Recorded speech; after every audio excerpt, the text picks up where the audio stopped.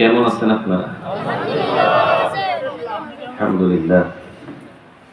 نحمده ونستعينه ونستغفره ونؤمن به ونتوكل عليه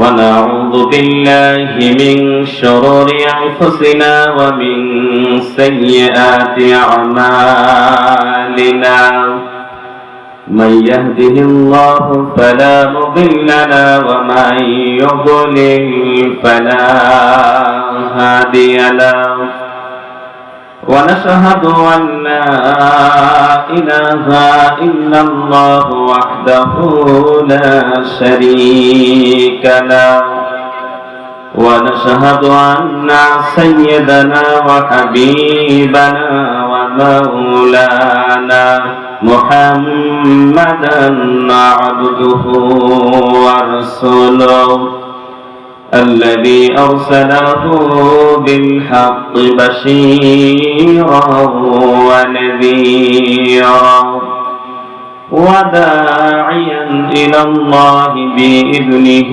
وسراجا منيرا فقد قال الله تعالى في كلامه المجيد وبرهانه التوحيد سبحان سر شباب أعوذ بالله من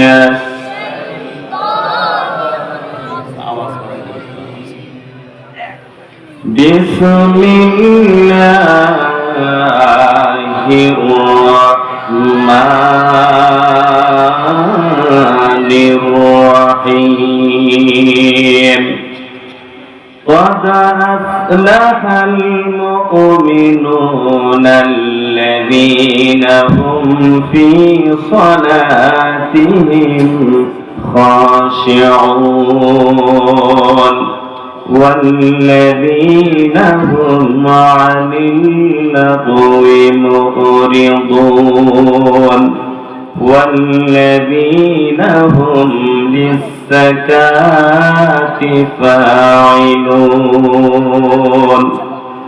والذين هم لفروجهم حافظون إلا على أزواجهم أو ما ملكت أيمانهم فإنهم غير ملومين فمن ابتغى وراء ذلك فأولئك هم العادون والذين هم على صلاة والذين هم لأماناتهم وعهدهم راعون والذين هم على صلواتهم يحافظون أولئك هم الوارثون الذين يرثون الفردوس هم فيها خالدون صدقت يا ربنا. وقال رسول الله صلى الله عليه وسلم في حديث الشريف عن أبي عمامة رضي الله تعالى عنه قال إن رسول سأل النبي صلى الله عليه وسلم مع الإيمان قال رسول الله صلى الله عليه وسلم إذا سرت حسنتك وساءتك سيئاتك فأنت مؤمن رواه أحمد.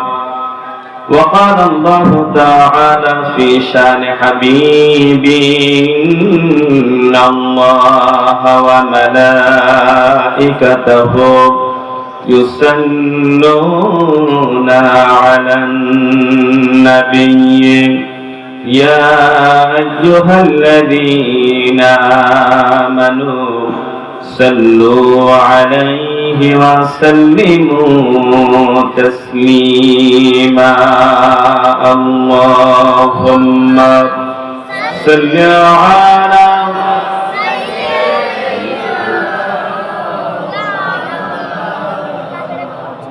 وعلى آل سيدنا رسولنا محمد اللهم صل على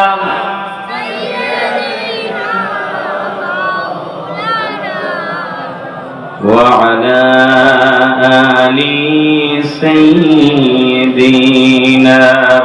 حبيبنا محمد দাও খোদা দাও মায়াবার তোমার দারাজ দিল দাও আলীর মতো বীর সেনানী আলীর মতো বীর সেনানী জাগাতে নিখিলি দাও খোদা দাও মায়াবার তোমার দারাজ দিল হামজাকে দাও ঘরে ঘরে জীবন দিতে অকাতরে হামজাকে দাও ঘরে ঘরে অকাতরে জীবন দিতে আবার কাবা ভাঙতে আবার কাবা ভাঙতে পাছাওয়া পাবি দাও খোদা দাও মায়াবার তোমার দারাজ দিল দাও আলীর মতো বীর সেনানী জাগাতে নিখিলি দাও খোদা দাও মায়াবার তোমার দারাজ দিল আলহামদুলিল্লাহ বাংলাদেশের ঐতিহ্যবাহী জেলা আমার নিজ জেলা কুষ্টিয়া জেলার কুমারখালী থানার অন্তর্গত সদর থানার অন্তর্গত দুঃখিত জি করিমপুর আদর্শ ঈদগাহ ময়দানে আয়োজিত 2 দিন ব্যাপী তাফসীরুল কোরআন মাহফিলের প্রথম দিনের সুযোগ্য সুনামধন্য সভাপতি শ্রদ্ধাভাজন ব্যক্তিত্ব জনাব মোহাম্মদ জুমারত আলী সাহেব সভাপতি করিমপুর আদর্শ ঈদগাহ ময়দান হায়াতে তৈয়্যিবা সিহহাতে কুল্লিয়া কামনা করছি আল্লাহ দান করো পড়েন আমিন আলোচনা রেখে ধন্য করেছেন হাজারো আলেমের উস্তাদ আমার একান্ত শ্রদ্ধাভাজন জনাব হযরত মাওলানা হাফেজ সাইফুল ইসলাম সাহেব সহকারী সুপারিনটেন্ডেন্ট মৃত্তিকাপাড়া দাখিল মাদ্রাসা মহান রব্বুল ইজ্জাত ওয়াল জালালের কাছে প্রার্থনা করছি আল্লাহ যেন স্যারের হায়াতে সম্মানের রিজিকে বারাকা দান করেন পড়েন আমিন মঞ্চে বসা ওলামা ইকরাম সম্মানিত ভাই পরিচালক সামনে বসা কোরআন পাগল আল্লাহর বান্দারা পর্দার অন্তরালে অবস্থানরত সম্মানিতা সর্বগুণে গুণান্বিতা আমার মা এবং বোনেরা সকলকে নিয়ে মহান রব্বুল ইজ্জাত ওয়াল জালালের দরবারে নত শিরে খুশি মনে শুকর আদায় করছি যে আল্লাহ রাব্বুল আলামিন আমাদেরকে রাতের একটা অংশে দল মত নির্বিশেষে মহাবিশ্বের মহাবিশ্বয় মহাগ্রন্থ কোরআন কারীম এবং রাসূলের সুন্নাহর আলোকে গুরুত্বপূর্ণ কিছু নসিহা শোনার নিয়তে এ ময়দানে হাজির হওয়ার তৌফিক দিয়েছেন। খুশি হয়ে পড়ছি আলহামদুলিল্লাহ। কোরআনে কারীমের মজলিসে বসতে পেরে আপনারা খুশি তো?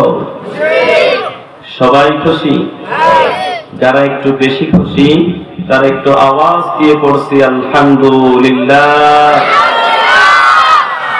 এমন একটা কিতাবের আলোচনা আমরা শুনবো, সে কিতাবের ব্যাপারে ১৫০০ বছর আগে আল্লাহ হাবিব জানিয়েছেন, লা তুহসা আজাইবুহু ওয়া লা তুবলা গরাইবুহু। আল্লাহর নবী বলেন, এই যে কোরআন, লা তুহসা আজাইবুহু, এটার আশ্চর্যকারিতা, এটার অলৌকিকত্ব কোনদিন দূর হবে না।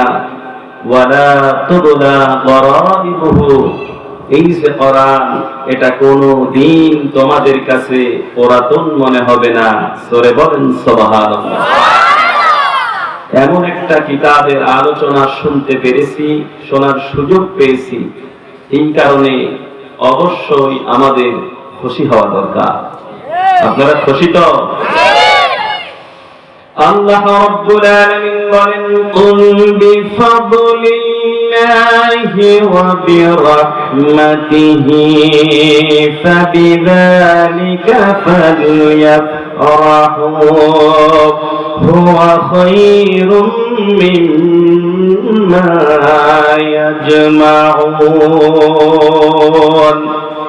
কোরআনে কারীমের সূরা ইউনূস 11 নম্বর পারা 14 নম্বর পৃষ্ঠার 7 নম্বর লাইনের 58 নম্বর আয়াত। এটা তাফসীর ফি সিলালিল কোরআন, আইসারুত তাফাসির, সাফওয়াতুত তাফাসির, তাফসীর রূহুল মায়ান, তাফসীর বাইদাবি, তাফসীর ইবনে কাসির, অনেকগুলো তাফসীরের কিতাব আমরা বিশ্ববিদ্যালয়ের কেন্দ্রীয় লাইব্রেরিতে মিলিয়ে দেখেছি।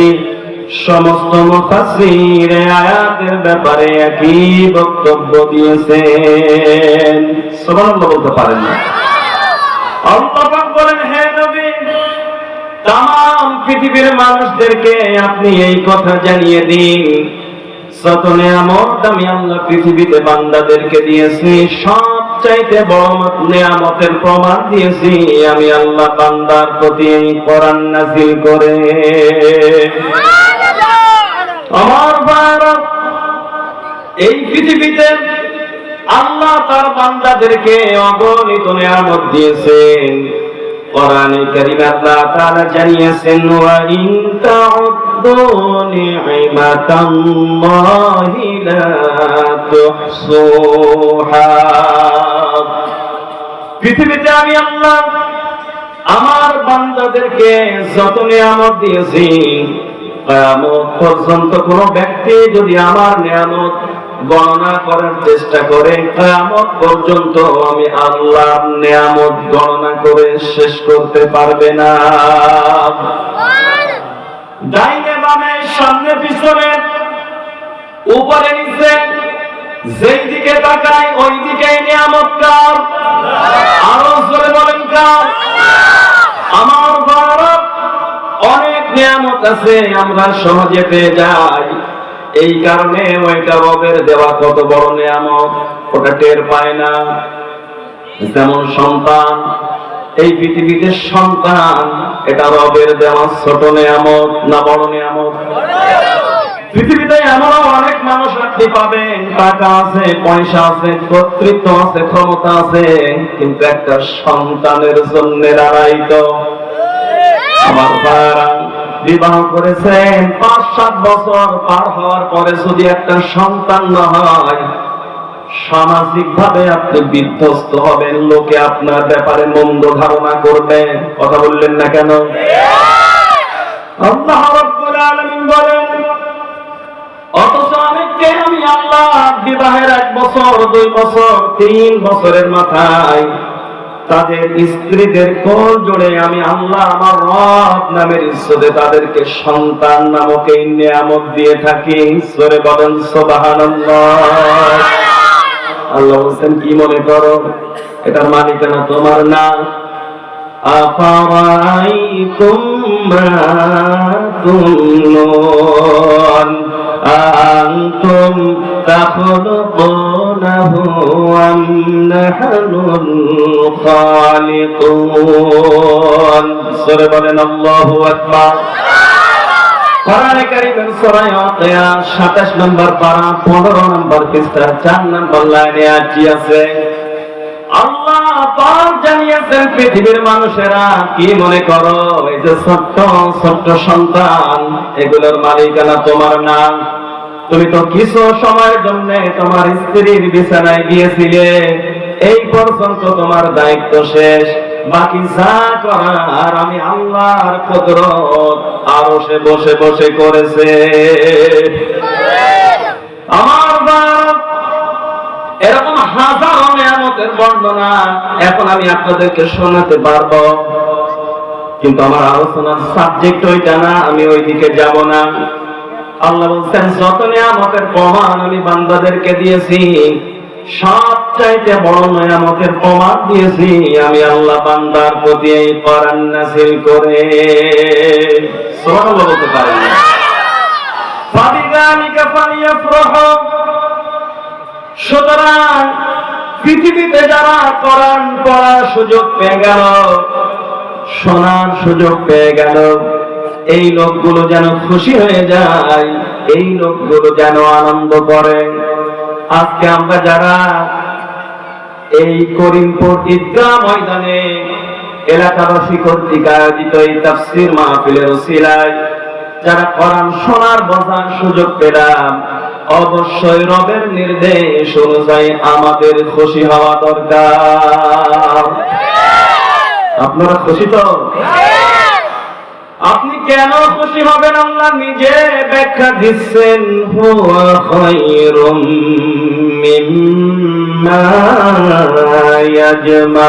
ইয়াজমাউন। আল্লাহ পাক বলেন तमाम পৃথিবীর মানুষ সাগিন করে, জায়াসিদ করে, যা অর্জন করে সব থেকে এই কোরআনে কারীম শ্রেষ্ঠ সম্পদ। এই কোরআনে কারীম এর সংস্পর্শে আসার কারণে হযরত ওমর খলিফাতুল মুসলিমিন, তিনি তো জিরো থেকে হিরো হয়েছিলেন। আমার ভাইরা, খলিফাতুল মুসলিমিন হযরত ওমর যখন তিনি ইসলাম কবুল করেন নাই, আল্লাহর নবী যখন দ্বীনের দাওয়াত দিতেন, কোরআনে কারীম থেকে যখন কথা শোনাতেন, দাওয়াত দিতেন, তখন মক্কার কাফেররা বিভিন্ন ভাবে আল্লাহর নবীকে বাধাগ্রস্ত করার চেষ্টা করেছে। আমার ভাইরা, কোনোভাবেই যখন লোভ লালসা দেখিয়ে আল্লাহর নবীকে দ্বীনের দাওয়াত থেকে পিছিয়ে হটানো গেল না, পিছায় রাখা গেল না, তখন কাফেররা সিদ্ধান্ত নিয়ে নিল মুহাম্মদকে আর জীবিত রাখা যাবে না, তাকে হত্যা করতে হবে। পড়েন নাউযুবিল্লাহ। তারা সিদ্ধান্ত নিল মুহাম্মদ সাল্লাল্লাহু আলাইহি ওয়াসাল্লামের মাথার দাম ধার্য করা হলো, যে ব্যক্তি মুহাম্মাদের কল্যাণ আনতে পারবে 100 স্বর্ণ মুদ্রা এবং 100 উট তাকে উপহার দেওয়া হবে। আমার ভারত ওই সময় হযরত ওমর তিনি ইসলাম কবুল করেন নাই, তিনি হাত তুললেন, রাজি হয়ে গেলেন, মুহাম্মদ সাল্লাল্লাহু আলাইহি ওয়াসাল্লামের মাথাটা আমি এনে দেব। কত বড় জাহেলিয়াত থাকলে আল্লাহর নবীকে হত্যা করার চিন্তা ভিতরে আনতে পারে। আমার ভারত, কিন্তু কোন ব্যক্তিকে যদি আপনি আক্রমণ করতে চান, অ্যাটাক করতে চান, ওই লোকটার চলন বলন, কথন, এগুলো যদি আপনি অনুকরণ করেন, একটু খোঁজ খবর নেন, তদারকি করেন, কোন পথ দিয়ে যায়, কখন তাকে একা একা পাওয়া যাবে, তাইলে তাকে আক্রমণ করাটা সহজ হবে। কথা বলেন না কেন? এই চিন্তাটা নিয়ে হযরত ওমর, তখন তিনি ইসলাম কবুল করে নাই, তিনি মনে মনে চিন্তা করলেন মুহাম্মাদের মাথা তো আনবো সাল্লাল্লাহু আলাইহি ওয়াসাল্লাম, সে করে কি, তার যাওয়া আসা কোন পথে বেশি, কখন তাকে সহজে ধরতে পারবো, এই চিন্তা করে আল্লাহর নবী পিছনে তিনি গোয়েন্দাগিরি করতে লাগলেন। কথা শুনতেছেন তো? মনোযোগ আছে?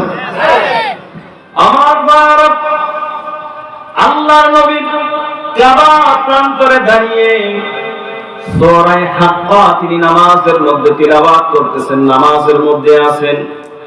এমত অবস্থায় হযরত ওমর তিনি তখন ইসলাম কবুল করে নাই, নবীর পিছনে যে দাঁড়িয়েছেন, দূর থেকে একটু বোঝার চেষ্টা করে মুহাম্মদ কি বলে।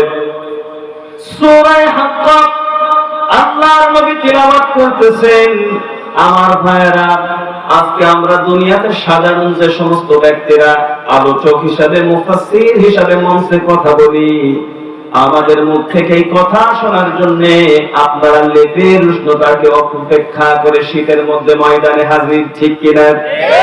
এটা কোরআনের প্রতি ভালোবাসা এবং মহব্বতের বহিঃপ্রকাশ।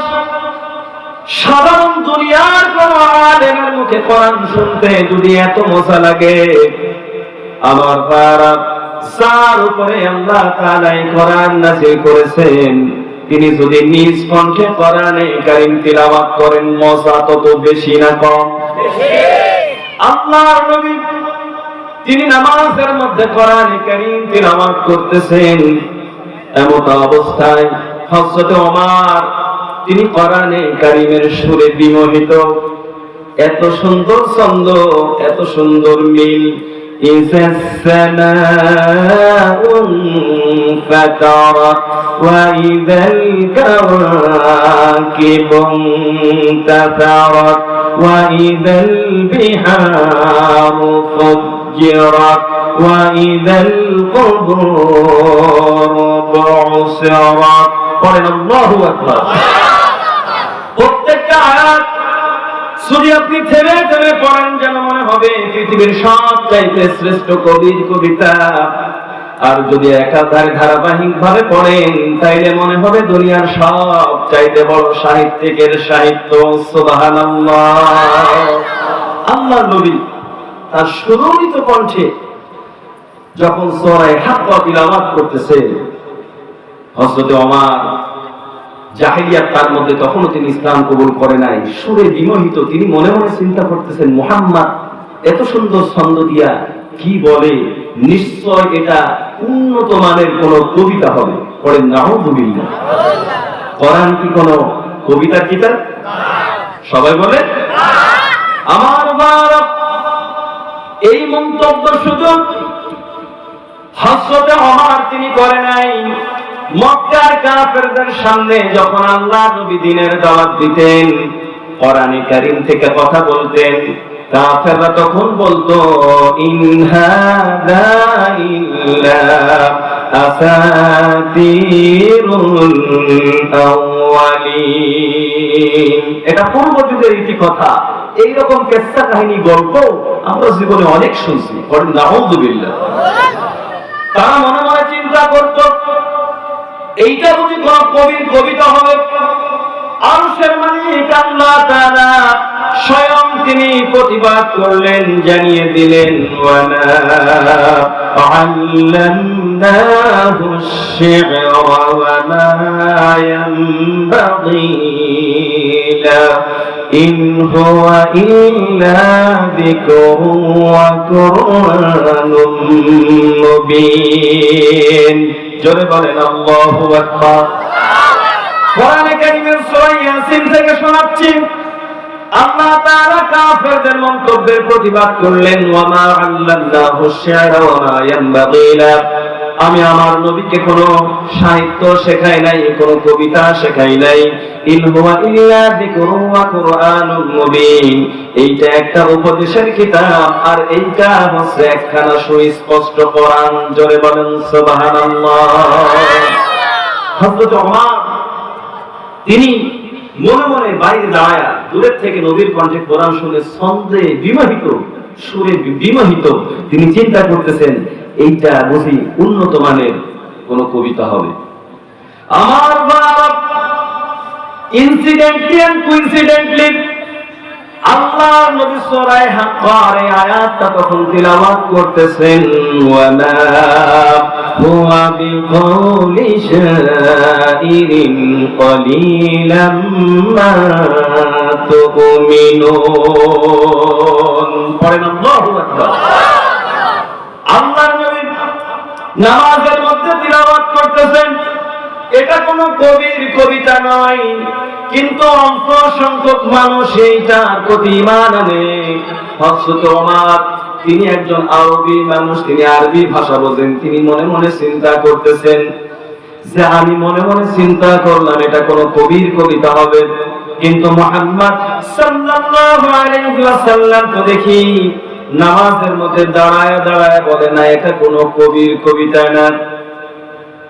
আর আমি যে পিছনে দাঁড়ায় মনে মনে চিন্তা করতেছিলাম এটা কবির কবিতা। মুহাম্মদ এটা টের পাইলো কেমনে? কথা কি বুঝতেছেন? এটা তো তার টের পাওয়ার কথা না।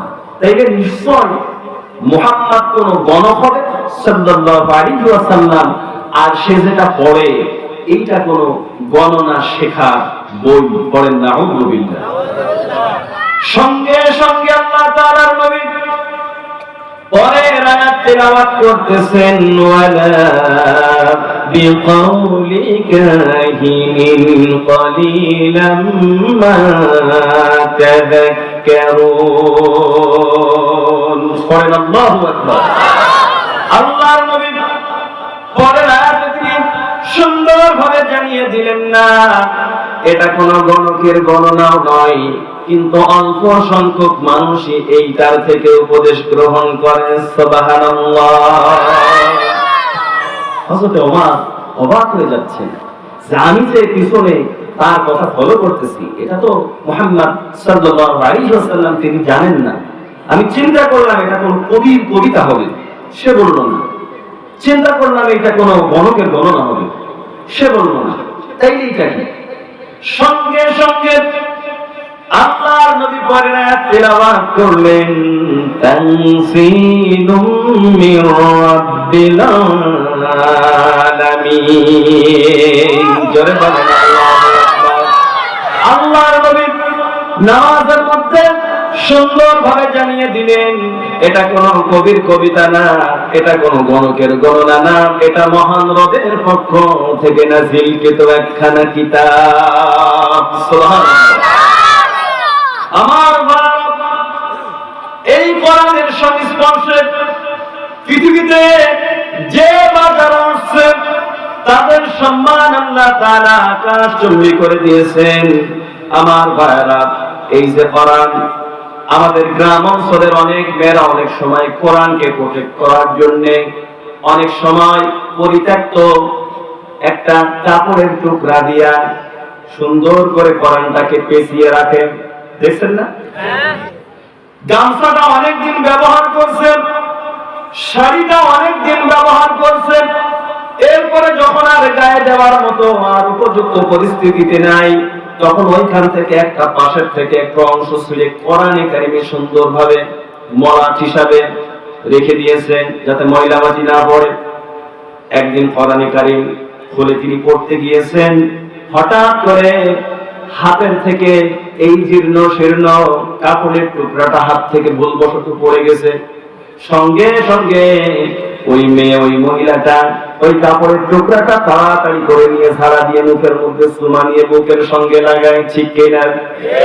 এখন প্রশ্ন হলো, যেই মেয়ে বা যেই ব্যক্তি কোরআনে কারিমের সঙ্গে সংযুক্ত 20 টাকা মূল্য হবে না পরিত্যক্ত কাপড়ের অংশ হাত থেকে ভুলবশত পড়ে যাওয়ার সঙ্গে সঙ্গে মুখের সঙ্গে লাগায়, বুকের সঙ্গে লাগায় চুমা দিয়ে যত্ন করে রাখে, এই মেয়েটার হাত থেকে যখন 5000 টাকা দামের শাড়ি পড়ে যায়, এমন মেয়ে কি পাওয়া যাবে নাকি? কেউ আছে নাকি যে পোশাকটা হাতের থেকে পড়ে গিয়েছে, 3000 টাকা দামের পাঞ্জাবিটা হাতের থেকে পড়ে গিয়েছে, ঝেড়ে চুমা দিয়ে বুকে লাগায়?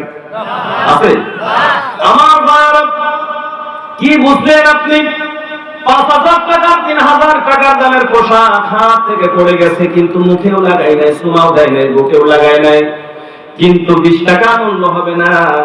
শীর্ণ শীর্ণ কাপড়ের টুকরা হাত থেকে পড়ে গিয়েছে, এই জন্য তাড়াহুড়ো করে উঠে মুখে চুমা দিয়ে বুকের সঙ্গে লাগায়।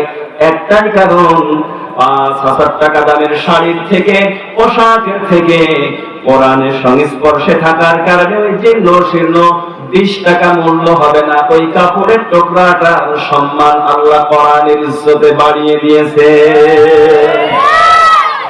আমার ভাইরা, এই কোরআন যেই মাসের মধ্যে নাযিল হলো সেই মাস বাকি 11 মাস থেকে সম্মানিত। কথা বলেন ঠিক কিনা? যেই রাতের মধ্যে আল্লাহ তাআলা নাযিল করলেন, 1000 মাস অপেক্ষা আল্লাহ তাআলা ওই রাতের সম্মানটা বাড়িয়ে দিলেন। সুবহানাল্লাহ। আমার ভাইরা, যেই নবীর উপরে নাযিল হলো সেই নবীকে আল্লাহ সাইয়্যিদুল মুরসালিন করলেন, সাইয়্যিদুল আম্বিয়া করলেন, নবীদের নবী করলেন, রাসূলদের সরদার করলেন।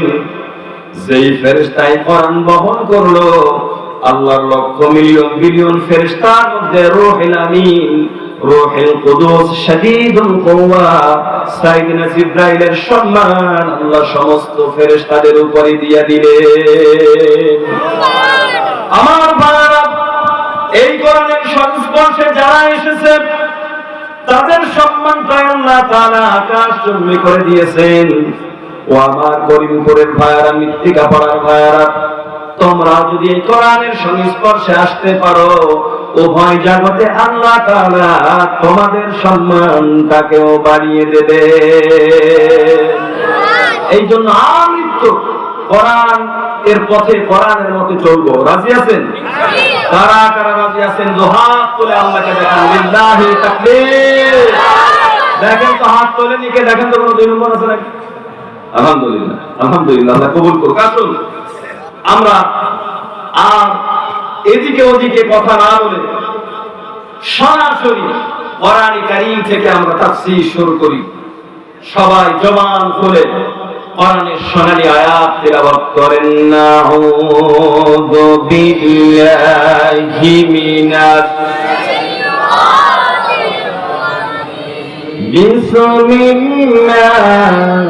বিসমিল্লাহির রহমানির রহিম। قد أفلح المؤمنون الذين هم في صلاتهم خاشعون والذين هم عن اللغو معرضون والذين هم للزكاة فاعلون। কোরআন কারীমের সিরিয়ালের দিক দিয়া এটা 23 নম্বর সূরা। সূরাটার নাম হচ্ছে সূরা মুমিনুন। নাম কি? মুমিনুন। মুমিন নামে আল্লাহ কোরআনে সূরা দিয়েছেন, মুমিনুন নামে আল্লাহ কোরআনে সূরা দিয়েছেন। মুমিনটা এক বচন আর মুমিনুন হচ্ছে বহু বচন, বিশ্বাসীগণ। করেন সুবহানাল্লাহ। আপনারা আমাকে আলোচনার সাবজেক্ট দিয়েছেন সকল মুমিনদের গুণাবলী। আমি চেষ্টা করব, আমার হাতে খুব একটা বেশি সময় নেই, খুব বেশি কথা বলার অনুমতি সময় আমাকে দিবেন। আমি চেষ্টা করব সংক্ষিপ্তভাবে অন্তত এই তিলাওয়াতকৃত আয়াতে কারিমাগুলো সামারাইজ করে আপনাদের সামনে উপস্থাপন করা। যত সময় কথা বলবো আপনারা একটু মনোযোগী হয়ে এখান থেকে একটু কথাগুলো শুনে একটা মেসেজ নিয়ে আপনারা বাড়িতে যাওয়ার চেষ্টা করবেন ইনশাআল্লাহ। আমার ভাই, এই সূরাতে আল্লাহ তাআলা 118টা আয়াত দিয়েছেন। এটা আল্লাহর হাবিব সাল্লাল্লাহু আলাইহি ওয়াসাল্লামের হিজরতের পূর্বে নাযিল হয়, অর্থাৎ এটা মাক্কি সূরা। এই সূরার প্রথম থেকে 11টা আয়াত পর্যন্ত আমি আপনাদের সামনে তিলাওয়াত করেছি। এই আয়াতে কারিমার মধ্যে আল্লাহ তাআলা সকল মুমিনদের কিছু বৈশিষ্ট্য, কিছু গুণের তিনি আলোচনা শুনিয়েছেন। সুবহানাল্লাহ বলবেন না? আমরা যদি নিজেদেরকে একজন সফল মুমিন হিসাবে আল্লাহ তাআলার কাছে উপস্থাপন করার আশা পোষণ করি, তাই এই কোয়ালিটি গুলো, এই সিম্পটম গুলো, এই গুণগুলো আমাদের মধ্যে আনার দরকার। এখন আমরা মানার নিয়তে এই কথাগুলো শুনবো ইনশাআল্লাহ। আল্লাহ রাব্বুল আলামিন বক্তব্যের শুরুতেই বললেন, قد أفلح المؤمنون। আফলাহা ইউফলিহু আল ইফলাহ। বাবে ইফআলের মাসদার এটা। এর পূর্বে আল্লাহ রাব্বুল আলামিন দিয়েছেন কদ, আরবি কাওয়াইদের কায়দায়, ব্যাকরণের কায়দায়, গ্রামারের কায়দায় কোন ফেলের পূর্বে যদি কদ, সিন এবং সাউফা যুক্ত হয় তাইলে তার অর্থ হয় খুব তাড়াতাড়ি, এই মাত্রই। যেমন আমরা নামাজের ইকামতেই কথা বলি, কদ কামাতিস সালাত, এই মাত্র নামাজ শুরু হয়ে গেল, কি বলি না? আমার ভাই, আপনারা উঠাউঠি করতেছেন, এখনই বিরক্ত হচ্ছেন না? আমার একটা আলোচনার ধারা আছে, আমি কোরআন সুন্নাহর ভিত্তিতে কথা বলি এবং কোরআনের মঞ্চটাকে হাসি তামাশার মঞ্চ হিসাবে আমি উপস্থাপন করার চেষ্টা করি না। কেউ যদি মনে করেন হুজুরের আলোচনা শুনবো, একটু হাসবো, একটু মজা নিব, তাইলে তারা চলে যেতে পারেন, এটা পাবেন না। আর যারা কোরআন বোঝার নিয়তে এখানে বসেছেন, আমি বিশ্বাস করি 1 ঘন্টা সময় যদি এখানে বসেন তাইলে এমন কিছু কথা হয়তো আলোচনা হতে পারে যেটা আপনার হেদায়েতের জন্য হয়তো যথেষ্ট হবে, ঠিক কিনা? এখানে আপনারা লিখেছেন তাফসীরুল কোরআন মাহফিল, সুতরাং আলোচনা কোরআন থেকে হওয়াটাই যুক্তিযুক্ত হবে, ঠিক কিনা? আল্লাহ তাআলা এ আফলাহা বাবে ইফআলের মাসদার দিলেন, এটা ফেলে মাজি। এর পূর্বে আল্লাহ তাআলা কদ দিলেন, ব্যাকরণের কায়দায় এটা মাজি করিব। আল্লাহ তাআলা বলেন কদ আফলাহাল মুমিনুন, মুমিনরা সফল কাম হয়ে গেছে। সুবহানাল্লাহ। আর সফল কাম মুমিনরা, আপনারা সবাই মুমিন তো? আমার ভাইরা, বক্তব্যের শুরুতেই মনের কাছে প্রশ্ন আসতে পারে যে মুমিন কারা, আর কিভাবে বা বুঝবো আমি মুমিন? আমার ভাইরা, মুমিন তো তারা আল্লাযীনা ইউমিনুনা বিল গায়বি ওয়া ইউকিমুনাস সালাতা ওয়া মিম্মা রাযাকনাহুম ইউনফিকুন। জোরে বলেন আল্লাহু আকবার। মুমিন তো তারা, মুত্তাকি তো তারা, আল্লাযীনা ইউমিনুনা বিল গায়ব, যারা অদৃশ্যের প্রতি ঈমান রাখে। আমরাও নিজেদেরকে মুমিন বলে দাবি করি, কারণ আমরা অদৃশ্য জিনিসের প্রতি আমরা বিশ্বাস করি। আল্লাহকে দেখি নাই আমরা বিশ্বাস করি, রাসূলকে দেখি নাই বিশ্বাস করি। কোরআনে কারীম যে জিবরাইলের মাধ্যমে আল্লাহর নবীর উপরেই নাযিল হয়েছে, এটা আমরা কেউ দেখি নাই কিন্তু বিশ্বাস করি। কবরের মধ্যে প্রশ্ন হবে, দেখি নাই কিন্তু বিশ্বাস করি। কিয়ামত নামক একটা সময় আসবে, এইটা কেউ দেখি নাই বিশ্বাস করি। আল্লাহ তাআলাকে দেখি নাই বিশ্বাস করি। এরকম জান্নাত জাহান্নাম দেখি নাই বিশ্বাস করি। যারা এরকম না দেখা বিষয়ের প্রতি বিশ্বাস স্থাপন করলো, এরাই হচ্ছে ঈমানদার, এরাই হচ্ছে মুমিন, ঠিক কিনা? আমরা এগুলো বিশ্বাস করি। সুতরাং এই সংজ্ঞা অনুযায়ী আমরা সবাই মুমিন এবং আমরা সবাই ঈমানদার। সুবহানাল্লাহ বলেন। আমার ভাইরা, এখন প্রশ্ন হচ্ছে, ঈমান আনলে পারে সব সময় ঈমান থাকে না। বাংলাদেশের মুসলমান যারা, ওরা ওযু ভঙ্গের কারণ জানে, নাওয়াকিসুল ওযু জানে, কোন কোন কাজ করলে ওযু নষ্ট হয় জানে, কিন্তু আফসোস আর পরিতাপের বিষয়, তারা নাওয়াকিসুল ঈমান নামক একটা ব্যাপার আছে, ঈমান ভঙ্গেরও কারণ আছে, ও জানে না। বয়স 60 বছর, 70 বছর, ওই যে 71 সালে একবার লা ইলাহা ইল্লাল্লাহ বলে রেখেছে, আর সামনে একটু কাটা আছে, ও মনে করে এই তোমার ঈমান আছে। কথা বলেন না কেন? আর মাঝে মাঝে বড় জোর করিমপুর বাস গ্রামের বাজারে যায়, একটু গরু গোশ কিনে নিয়ে আসে। আমার ভাই, আপনি নিজেকে ঈমানদার হিসাবে উপস্থাপন করছেন, কিন্তু ঈমান মাপার যন্ত্র আছে। আমার ভাইরা, সব কিছু মাপার যন্ত্র পৃথিবীতে আছে। দুধের ঘনত্ব মাপার জন্য ল্যাক্টোমিটার, শরীরের তাপমাত্রা মাপার জন্য থার্মোমিটার, এরকম ঈমান মাপারও একটা যন্ত্র আছে। হযরত আবু উমামা রাদিয়াল্লাহু তাআলা আনহু হাদিসটি বর্ণনা করেন, আল্লাহর নবীর কাছে এক ব্যক্তি আসলো, আন্না রাজুলান সাআলান নবী সাল্লাল্লাহু আলাইহি ওয়াসাল্লাম মাল ঈমান। নবীর কাছে এসে সাহাবী বলতেছে, ইয়া রাসূলুল্লাহ, কেমনে টের পাবো যে আমার মধ্যে ঈমান আছে? আমি যে একজন ঈমানদার, আমার ভিতরে ঈমান আছে, আমি কেমনে টের পাবো? আল্লাহর নবী বললেন, ইযা সাওয়াতকা হাসানাতুকা ওয়া সাআতকা সাইয়্যাতুকা ফাআনতা মুমিন। আল্লাহর নবী বললেন, যখন তুমি কোনো ভালো কাজ করবা তখন তোমার অন্তরের মধ্যে প্রশান্তি আসবে, ভালো লাগবে, তুমি আনন্দিত হবা। ওয়া সাআতকা সাইয়্যাতুকা, আর ভুলবশত তোমার দিয়ে যদি কোনো অন্যায়মূলক মন্দ কাজটা হয়ে যায়, তাইলে বিবেক তোমাকে বারবার দংশন করবে, বারবার তোমাকে পীড়া দেবে। আহারে, যে কাজটা আমি করে ফেললাম, এই কাজটা আমার করা উচিত হয় নাই। তুমি কোনো ভুল করার পরে বিবেক যদি তোমাকে নাড়া দেয়, আর ভালো কাজ করে যদি তুমি অন্তরের মধ্যে শান্তি পাও, আনন্দ লাভ করো, ফাআনতা মুমিন, তাইলেই সাবি তুমি বুঝবা তুমি একজন ঈমানদার। সুবহানাল্লাহ। কিন্তু সমান অন্যায় করার পরেও যদি ভিতরে অনুশোচনা না থাকে, তাইলে বুঝতে হবে এই লোকটার মধ্যে ঈমান নাই।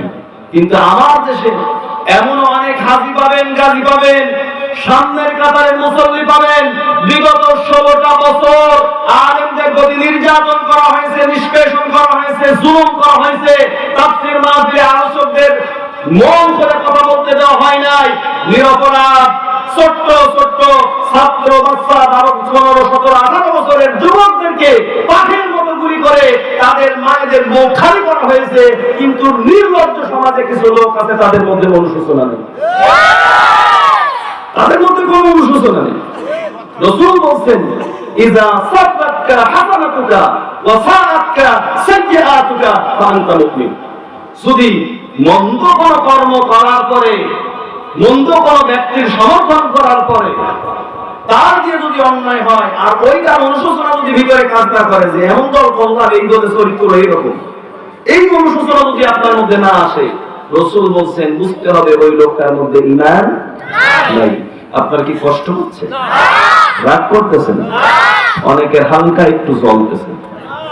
হ্যাঁ, আমার ভাই, সম্মানিত ভারত, যে কথা আলোচনা করছিলাম, তাইলে ঈমানদার তো তারা যারা না দেখা বিষয়ের প্রতি বিশ্বাস স্থাপন করে।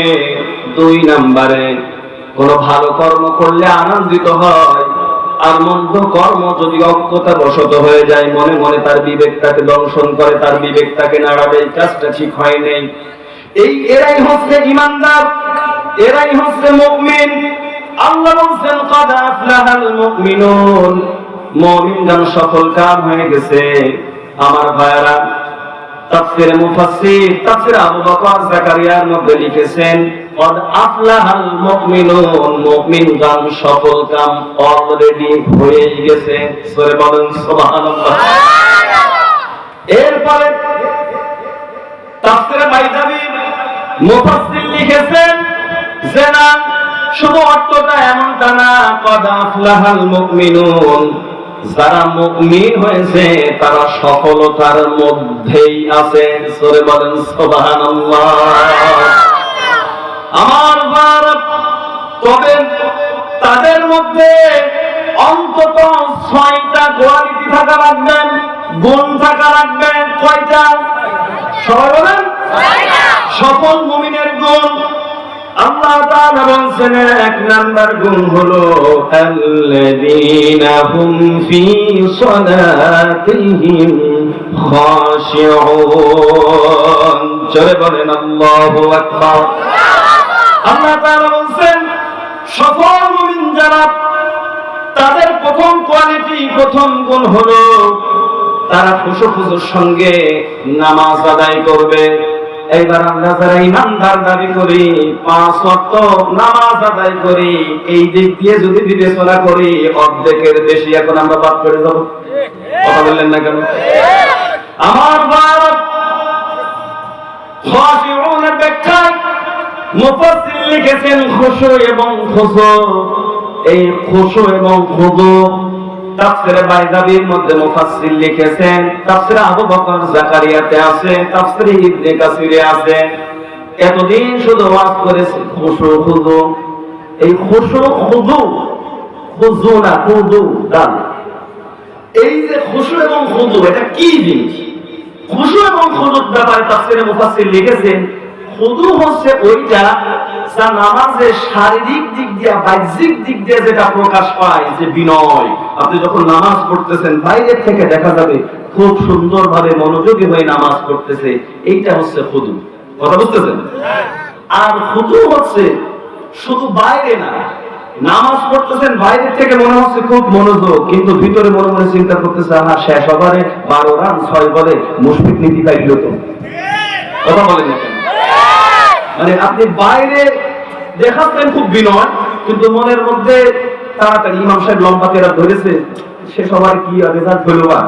এই যে মনের মধ্যে স্থিরতা, খুশু হচ্ছে ওই ব্যক্তি, ওই নামাজ, যিনি নামাজ তার বাইরে ভিতরে মনে সর্বদিক দিয়ে বিনয় এবং স্থিরতার সঙ্গে দাঁড়ায় নামাজে। সুবহানাল্লাহ। আমাদের মধ্যে খুশু এবং খুদু উভয় গুণ থাকা লাগবে, বাহ্যিক দিক এবং মানসিক দিক, দুই দিক দিয়ে আমরা যখন নামাজে দাঁড়াবো তখন ধীর স্থির ভাবে রবের দিকে আমরা আমাদের নাক আর কপালকে সমর্পণ করব, ঠিক কি না?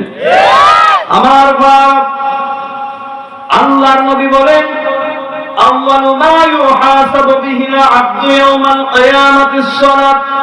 তিরমিজির হাদিস থেকে বলছি, আল্লাহর নবী বলেন কিয়ামতের দিন আল্লাহ তাআলা বান্দার কাছে সর্বপ্রথম যেই প্রশ্নটা করবে, যেইটার ব্যাপারে হিসাব দিবেন, সেইটা হলো নামাজ। আউয়ালু মা ইউহাসাবু বিহিল আবদু ইয়াউমাল কিয়ামাতিস সালাত। নামাজের ব্যাপারে আল্লাহ তাআলা প্রথম প্রশ্ন করবেন কিয়ামতের দিন, বান্দা নামাজ পড়ছো তো? আমার ভাইরা, যেই ব্যক্তি নামাজের এই জবাবটা সুন্দরভাবে যথাযথভাবে দিয়ে দিবে, অন্য আমলের দিক দিয়ে তার যদি ত্রুটি বিচ্যুতি কিছুটা থেকেও যায়, মহান আল্লাহ তাআলা বিশেষ বিবেচনায় তাকে মাফ করে দেবে। আমার ভাইরা, যারা নামাজি হবে তাদেরকে আল্লাহ তাআলার নবী চিনতে পারবেন। উজুহিম মিন আসারিস সুজুদ, তাদের সিজদার চিহ্ন তাদের শরীরের মধ্যে থাকবে। আল্লাহর নবী বলেন, আয়েশা কিয়ামতের দিন যেই যখন আল্লাহ তাআলা আমাকে সুপারিশ করার পারমিশন দিবেন, তখন আমি আমার লক্ষ লক্ষ নবীর কোটি কোটি উম্মতের মধ্য থেকে আমার উম্মতদেরকে আমি বাছাই করে করে জান্নাতে নিয়ে যাব। আয়েশা সিদ্দিকা রাদিয়াল্লাহু তাআলা আনহা বলেন, হে রাসূল, লক্ষ নবীর কোটি কোটি উম্মতের মধ্যে আপনি আপনার উম্মতকে কেমনে চিনবেন? প্রশ্নটা কিন্তু খুব জটিল প্রশ্ন, ঠিক কি না? কেমনে আপনি চিনবেন এটা আপনার উম্মত? আল্লাহর নবী বললেন, আয়েশা রে, হাজারো লক্ষ ঘোড়ার মধ্যে যদি সাদা মাথাওয়ালা ঘোড়া, সিট কপাল্লা ঘোড়া হারায় যায়, ঘোড়ার মাথার উপরে সাদা একটা রং আছে, চিহ্ন আছে, এই ঘোড়াটা কি খুঁজে পেতে কোনো অসুবিধা হবে নাকি? আয়েশা সিদ্দিকা রাদিয়াল্লাহু তাআলা আনহা বলছেন, ইয়া রাসূলুল্লাহ, আল্লাহর নবী বলেন, যারা দুনিয়াতে রবের সন্তুষ্টির জন্য নাকার কপালটা মাবুদের দরবারে সমর্পণ করেছে, নামাজ আদায় করেছে, ওই সময় কিয়ামতের দিন পূর্ণিমার চাঁদের থেকে বেশি আলো ওখান থেকে উদ্ভাসিত হতে থাকবে, বের হতে থাকবে। আর ওইটা দেখে দেখে আমি চিনে ফেলবো আমার উম্মত, আমি তারে সুপারিশ করে জান্নাতে নিয়ে যাব। সুবহানাল্লাহ। আমার ভাইরা, যখন আল্লাহর নবী নামাজীদের জন্য সুপারিশ করবে, বেঈমান যারা, বেআমলী যারা, বেনামাজি যারা, ওরা আল্লাহর নবীকে ডাক দিয়ে বলবে, ইয়া রাসূলুল্লাহ, আমরা তো আপনার উম্মত ছিলাম, মেহেরবানি করে আপনি আমাদের জন্য সুপারিশ করেন। কথা শুনতেছেন? তখন আল্লাহ তাআলা নবী বলবেন, তোমাদের সে চিহ্ন কই? নামাজ পড়তে চিহ্ন কই? তোমার চিহ্ন টিহ্ন যাই হোক না হোক, তবে নামাজ পড়তাম। কথা শুনতেছেন? আল্লাহ তাআলা তখন ডাকবেন, ভণ্ডামি করো, নামাজ পড়তে? ঠিক আছে, নামাজ পড়ে দেখাও। কোরআন কারীম জানিয়েছে, ইয়াউমা تكشف عن ساق ويدعون إلى السجود فلا يستطيعون خاشية أبصارهم ترهقهم ذلة وقد كانوا يدعون إلى السجود وهم سالمون জোরে বলেন আল্লাহু আকবার। আল্লাহ ডাক দিবেন, বান্দা তুমি নামাজ পড়তাম? বলে হ্যাঁ পড়তাম। তো ঠিক আছে, সিজদা দিয়ে দেখাও। কোরআনে কারীম জানিয়েছে আল্লাহ যখন বলবেন নামাজ পড়তে তাহলে পড়ে দেখাও, সিজদা দিয়ে দেখাও। কোরআনে কারীমে আল্লাহ জানিয়েছেন যখন তাদেরকে নামাজ পড়ে দেখানোর কথা বলা হবে লা ইস্তাতিউন, তারা সিজদা দিতে পারবে না। আমার ভাই, আল্লাহর সামনে নবীর সামনে তারা মিথ্যাবাদী প্রমাণিত হয়ে যাবে, লাঞ্ছিত হবে, অপমানিত হবে। পরিস্থিতিটা কেমন হবে? খাশিয়াতান আবসারুহুম তারহাকুহুম বিল্লাহ فقد كانوا يدعون إلى السجود وهم سالمون। ওই সময় লজ্জায় লাঞ্ছনায় গঞ্জনায় রবের দরবারে ওই দিন তাদের চোখটা নিচু হয়ে যাবে। লক্ষ লক্ষ নবীর কোটি কোটি উম্মতের সামনে যারা নামাজ পড়তো না তারা লাঞ্ছিত আর অপমানিত হবে। পড়েন নাউযু বিল্লাহ। আমার বাবা, কিন্তু এই নামাজ আমরা অনেকে এখন পড়ি না। আবার যারা পড়ি, এই নামাজ পড়ার মধ্যে আমরা যখন নামাজে দাঁড়াই অ্যাক্টিভ ভাবে মনোযোগী হয়ে খুশু খুদু দিয়ে আমরা নামাজ পড়ি না। নামাজও পড়ি, দোকানের হিসাবও করি। কথা বললেন না কেন? প্রসঙ্গ করলাম, একটা গল্প মনে হয়ে গেল। একটা এলাকায় বাজার কেন্দ্রিক একটা দোকান। ওই দোকানে একজন ব্যবসায়ী, তিনি 5 ওয়াক্ত নামাজ আদায় করেন। প্রত্যেকদিন সারাদিন বেচা কেনা করার পরে সারা চান যখন হয়ে যায় তখন দোকানগুলোকে ক্লোজ করে ওই বাজার কেন্দ্রিক ওই মসজিদে এসার নামাজ আদায় করে তিনি বাড়ি ফিরে যান। একদিন ঘটনা চক্রে ওই মসজিদের এশার নামাজে ইমাম সাহেব 3 রাকাত নামাজে তিনি বসে পড়ছেন। এশার নামাজ কয় রাকাত? 4 রাকাত। ইমাম সাহেব 3 রাকাতে যখন বসে পড়ছে তখন তো পিছনের থেকে মুক্তাদিরা তাকে সুবহানাল্লাহ সুবহানাল্লাহু আকবার এই তাসবিহ দিয়ে তাকে সতর্ক করবে, ঠিক কি না? কিন্তু এই তাকবীর এই তাসবিহ কিন্তু সকলে বলতে পারে না, কারণ যিনি এই তাকবীর দিয়ে ইমামকে সতর্ক করবে তার মধ্যে কনফিডেন্স থাকা লাগবে যে ইমামের ভুল, আমি সঠিক। কথা বলেন না কেন? কিন্তু এমন কোন মুসল্লি নাই, নিজের কাছে নিজে অত কনফিডেন্স পাই নাই যে ইমাম সাহেব ভুল করতেছে, নামাজ 3 রাকাত হয়েছে, আবার মনে করতেছে না ইমাম সাহেব মনে হয় ঠিক আছে, আমারই মনে হয় ভুল হচ্ছে। এই চিন্তা করে তাকবীর দেব কি দেব না, দেব কি দেব না, এই চিন্তা করে শেষ পর্যন্ত কেউ তাকবীর দেয় নাই, সতর্ক করে নাই। ইমাম সাহেবও 3 রাকাতে সালাম ফিরিয়ে দিয়েছে। কথা বুঝতেছেন? আমার বাপ, ইমাম সাহেব ডাইনে বামে সালাম ফেরানোর পরে মুসল্লিদের মধ্য থেকে একজন ডাক দিয়া বলতেছে, ভাই নামাজ 3 রাকাত হলো না? আর একজন পাশের থেকে বলতেছে, আমার তো তাই মনে হইল। পাশের থেকে একজন বলতেছে, ও মনে হইলো না, নামাজ 3 রাকাতই হয়েছে। সবাই মনে মনে চিন্তা করতেছে, যাই হোক মনোযোগী হয়ে নামাজ পড়ালো মনে হয় একটাই পিছনে আছে। এত কনফিডেন্স আপনার ভিতরে, 3 রাকাতই নামাজ হয়েছে, আপনি এত গুরুত্ব আর এত শিওর আপনি কিভাবে? লোকটা ডাক দিয়ে বলছে, ভাই আমার এই বাজারে 4টা দোকান আছে, সারাদিন আমি ব্যবসা বাণিজ্য করি আর এশার নামাজে দাঁড়িয়ে আমি হিসাব করি। 3 দোকানের হিসাব কেবল করা আমার 3 রাকাতে শেষ, আর ইমাম সাহেব নামাজে সালাম ফিরিয়ে ফেলেছে, আমার এখনো 1 দোকানের হিসাব বাকি, তার মানে নামাজ 1 রাকাত কম। ওরে শয়তান, এই গায়দার মুসল্লি আছে না নেই? আছে মানে আমরা। আমার বাপ, আল্লাহর নবী বলেন, যখন তুমি নামাজ আদায় করবা আরশের মালিক আল্লাহর সামনে তুমি তোমার নাক আর কপালটাকে সমর্পণ করতেছো, সুতরাং ওই সময় এদিকে ওদিকে তাকানো যাবে না। হাদিসের মধ্যে আছে যখন বান্দা নামাজে দাঁড়ায় আল্লাহ তার দিকে দৃষ্টি দেয়, রহমতের দৃষ্টি দেয়, তার সঙ্গে কনভারসেশন হয়। আল্লাহ বান্দা যখন বলে আলহামদুলিল্লাহি রাব্বিল আলামিন, আল্লাহ বলে হামিদানি আব্দি, দেখ আমার বান্দা আমার প্রশংসা করে, সুবহানাল্লাহ। আমার ওই সময় নাকের কপালটা মাহবুবের দরবারে সমর্পণ করা হয়। রাসূল বলেন যখন তোমরা নামাজে দাঁড়াবা তখন তোমরা এই টেন্ডেন্সি নিয়ে, এই চিন্তা নিয়ে নামাজে দাঁড়াবা যে আল্লাহ তাআলাকে দেখে তুমি যেন তার কুদরতি পায়ে সিজদা দিচ্ছ। ফাইন লাম তাকুন তারাহু ফাইন্নাহু ইয়ারাকা, যদি তোমার মনের মধ্যে চিন্তা না আসে যে আল্লাহ তাআলাকে দেখে তার কুদরতি পায়ে আমি সিজদা দিচ্ছি, তাইলে ফাইন লাম তাকুন তারাহু ফাইন্নাহু ইয়ারাকা, তুমি মনে মনে এই চিন্তা করো আমি আল্লাহ তাআলাকে না দেখলেও আল্লাহ তাআলা আমাকে দেখতে পাচ্ছেন। সুবহানাল্লাহ। আমি এখন রবের সামনে দাঁড়িয়েছি, সুতরাং এখন ডাইনে তাকানো বামে তাকানো, পোশাক নিয়ে খেলা করা, উপরে মসজিদে কি আছে লাল বাতি চলাকালীন সুন্নতের নিয়ত করবেন না, এদিকে তাকানোর তোমার দরকার নেই, ঠিক কিনা? কারণ তোমার রব তোমাকে দেখতেছেন।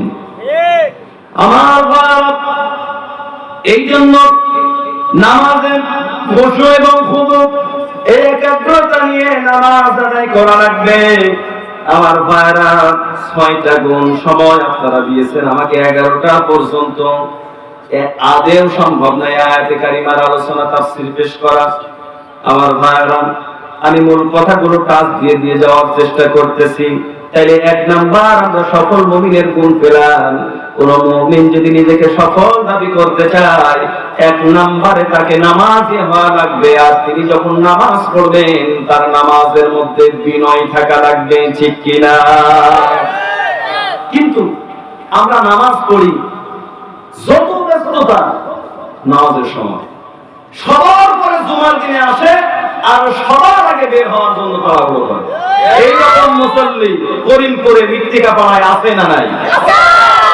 আমার ভাব কোরআন এবং সুন্নাহ পড়ে শুনে বুঝে যতটুকু আমি বুঝেছি, সবার আগে যদি কোনো ব্যক্তি সবার পরে যদি মসজিদে ঢোকে আর সবার আগে বের হওয়ার জন্য তাড়াহুড়ো করে, তাহলে বুঝতে হবে লোকটা মুনাফিক। লোকটা কি? সবাই বলেন আমার কথা না। কোরআনে কারীম জানিয়েছে ওয়াইদা قاموا إلى الصلاة قاموا كسالى يراءون الناس ولا يذكرون الله إلا قليلا। জোরে বলেন আল্লাহু আকবার। আল্লাহ তাআলা বলেন মুনাফিকদের কিছু কোয়ালিটি আছে, সিম্পটম আছে, আর তার মধ্যে অন্যতম সিম্পটম হচ্ছে মুনাফিক যখন নামাজে দাঁড়ায় ওয়াইদা কামু ইলাস সালাতি কামু কুসালা, তখন নামাজের মধ্যে উদাস ভাবে নামাজ আদায় করে। নামাজে যখন তাকবীরে তাহরিমা বলে এমন একটা আছে না? কোনো একাগ্রতা নাই, মানে পড়তে হবে, তাই বয়স হয়ে গেছে, এরপরে দাঁড়িয়েও রাখছে। যদি মসজিদে না যায় লোকজন বলবে এক পা কবরে চলে গেছে, একটু নামাজে যাওয়া যায় না, এলাকার লোকের কটু কথা থেকে বাঁচার জন্য তাই বেঁধে মসজিদে যায়। এরকম লোক আছে না? সবাই মুসল্লি না, নামাজে আসলেই কিন্তু তারা মুসল্লি না। আমার বাপ ছাত্র জীবনে আমার এক উস্তাদ একদিন বলতেছে, আব্দুল খালেক মুসল্লির ক্লাসিফিকেশন আছে। মুসল্লি মূলত 4 প্রকার। There are 4 kind of মুসল্লি। মুসল্লি 4 প্রকার। কয় প্রকার বললাম কি? বলছে মুসল্লি, সুসল্লি, কোটাল্লি আর আটাল্লি। ডাকতে বলে স্যার বুঝলাম না। 1 নম্বরে বলেন মুসল্লি হচ্ছে ওই ব্যক্তি যারা রবের নির্দেশ অনুযায়ী আল্লাহর সন্তুষ্ট করার জন্য, যারা আল্লাহ রাসূলের নির্দেশ অনুযায়ী নামাজ আদায় করে সময় মতো টাইমলি, এরা হচ্ছে মুসল্লি, ঠিক কিনা? আর সুসল্লি কারা? সুসল্লি হচ্ছে ওই লোকটা তারাবির জামাতে পাওয়া যায় না, এরপরে অন্য 5 ওয়াক্ত নামাজে পাওয়া যায় না। কিন্তু যদি শোনে যে আজকে 21 রোজা 27 রোজা অমুকের বাড়ি থেকে মসজিদে ইফতারের দাওয়াত, ওই দিনও টুপিটা নিয়ে মসজিদে আসে। আয় কথা বলেন না, তার মানে ও মূলত নামাজ পড়তে আসে না, ও আসে এক প্লেট ইফতারি খাবার লোভে। আয় কথা বলেন না, এটা হচ্ছে সুসল্লি ও মুসল্লি। 3 নম্বরে কুটাল্লি। আমি ডাকতে বলি স্যার এই কুটাল্লি কি জিনিস? বলে কুটাল্লি মানে হচ্ছে যে কুটুম বাড়িতে নামাজ পড়ে। এমন বাড়ি, এমন বিয়া, এমন ব্যক্তির সঙ্গে বিয়ে দিয়েছে, বিয়াই হচ্ছে মসজিদের মুয়াজ্জিন, আর ও নামাজ পড়ে না। দুইজনই বয়স্ক মানুষ, বিয়াই ডাক দিয়ে বলতেছে বিয়াই মাগরিবের নামাজের আযান হয়ে গেছে, চলেন যাই নামাজ পড়ে আসি। এখন ও যদি বলে যে আমি নামাজ পড়িনি, তাইলে ওর ইজ্জত শেষ, ও মেয়ের ইজ্জত শেষ। কথা বলেন না কেন? ওই সময় কুটুম বাড়ি যায় বাধ্য হয়ে বলে বিয়াই আপনি যেহেতু মসজিদে যাচ্ছেন, আমি আর বসে কি করবো, চলেন আমু যাই।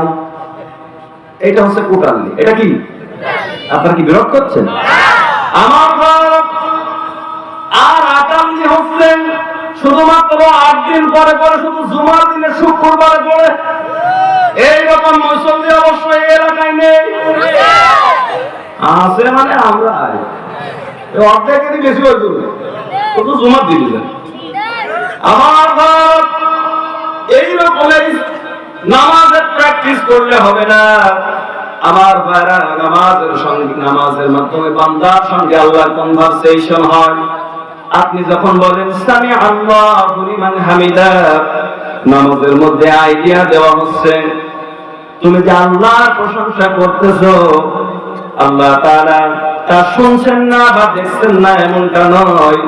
সামি আল্লাহু লিমান হামিদা, তুমি যেভাবে প্রশংসা করতেছো আল্লাহ তাআলা তা শুনতে পাচ্ছেন। সুবহানাল্লাহ। আমার ভারত, এই জন্য সফল মুমিনের প্রথম বৈশিষ্ট্য, প্রথম গুণ, তারা নামাজ আদায় করবে। আর যখন তারা নামাজে দাঁড়াবে অ্যাক্টিভ ভাবে মনোনিবেশ করে তারা নামাজ পড়বে, ঠিক কিনা? 2 নম্বরে আল্লাহ তাআলা বলেন ওয়াল্লাযীনা হুম আনিন নাগমি মুরিদুন। সফল মুমিন যারা হবে তাদের 2 নম্বর কোয়ালিটি থাকবে, তারা অনর্থক, নিরর্থক, অপ্রয়োজনীয় কর্ম থেকে, কথাবার্তা থেকে নিজেদেরকে ফিরিয়ে রাখবে। কিন্তু আমাদের যে চরিত্র, ফজরের নামাজ পড়িয়ে যায় চায়ের দোকানে বসে এলাকার 2-4-5টা মেয়ের বিয়ে না ভাঙলি পেটের ভাত জমা হয়। কথা বলেন না কেন? ফালতু কথাবার্তা, অনর্থক কথাবার্তা বলে। এরপরে কথার ভিতরে ইয়ার্কির মধ্যে অশ্লীল ভাষা ব্যবহার করে, বকাবাদ্য করে। একদিন এক আলোচক, তার সঙ্গে বসে গল্প করতেছি, তো উনি বলতেছে আব্দুল খালেক আমি শুধু ওয়াজই করি না, আমার একটা হোমিওপ্যাথিক দোকান আছে। উনি হোমিওপ্যাথির চিকিৎসা দেয় আর কি, চিকিৎসক। তো বলতেছে যে আমার বাজারে যেখানে দোকান ওখানে ভ্যানের স্ট্যান্ড, ভ্যান বোঝেন তো নাকি? ভ্যান চালকেরা ওখানে বসে কি করে, একজন একজনের সঙ্গে দুষ্টুমি করে, কিন্তু ওর ভিতরে আবার বকাবাদ্য করে। হুজুর বলতেছে একদিন আমি ডাক দিয়ে ভ্যান চালাতে ডাক দিয়ে বলবে তোরা কি করবি কর, এটা আনন্দ করতে, মজা করবি, আড্ডা দিতে, তো বকাবকি করিস। বলছে আমারে ডাকতে বলছে হুজুর ইয়ার্কির ভিতরে যদি না বকি তাহলে ইয়ার্কি মানে কেস কি হয়, মনে হয় যে লবণ ভাতে ভাতে খাবার খাচ্ছে। ওরে আমার ভাই, এই জন্য কিছু মানুষ আছে কথা বললে ইয়ার্কি করলে পারে বকাবাদ্য করে, আছে না নেই? আমার ভারত, কোন কোন মুফাসসির লাগুই মুরিদুনের ব্যাখ্যায় গান বাজনাকে বুঝিয়েছেন যারা মুমিন হবে তারা গান বাজনা থেকেও নিজেদেরকে ফেরায় রাখবে। যদিও আলহামদুলিল্লাহ আমাদের যুবকরা যারা আছে তারা এখন আর অতটা হিন্দি গান না, এখন কানের মধ্যে হেডফোন দিয়া মাওলানা আজহারি সাহেবের মতো আলোচকের ওয়াজ শুনে, ঠিক কিনা? এটা মুমিনের গুণ। যত আপনি কোরআন শুনবেন যাদাতুহুম ঈমানা, আপনার ঈমানকে আল্লাহ তাআলা আরো বাড়িয়ে দিবেন। সুবহানাল্লাহ। আমার ভাইরা, এই জন্য অনর্থক কথাবার্তা বলা যাবে না। কোরআনে কারিমে আল্লাহ তাআলা এই প্রসঙ্গে অনেকগুলো আয়াতে কারিমার মধ্যে আল্লাহ রাব্বুল আলামিন জানিয়েছেন জান্নাতে আল্লাহ তাআলা আমাদেরকে রাখবেন, থাকতে দিবেন। আমরা যদি জান্নাতি হতে পারি, সেখানে আল্লাহ আমাদেরকে হুর দিবেন, গিলমান দিবেন, কিন্তু কোনো অশ্লীল কথা জান্নাতে থাকবে না। জান্নাতটাই হচ্ছে আরামের জায়গা, উত্তম জায়গা। সেখানে যদি কোনো ফালতু কথা থাকে, তাইলে কি জান্নাত জান্নাত হবে নাকি? এই জন্য আল্লাহ রাব্বুল আলামিন বলেন ওয়াহুরুন নাঈম কাআমসালিল লুলুইল মাকনুন জাযাম বিমা কানু ইয়ামালুন।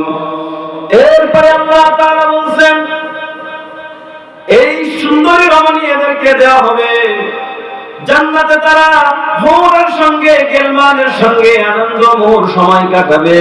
লা ইয়াসমাউনা ফিহা লাগওয়াও ওয়ালা তাফীমান ইল্লা কিলান সালামান সালামা।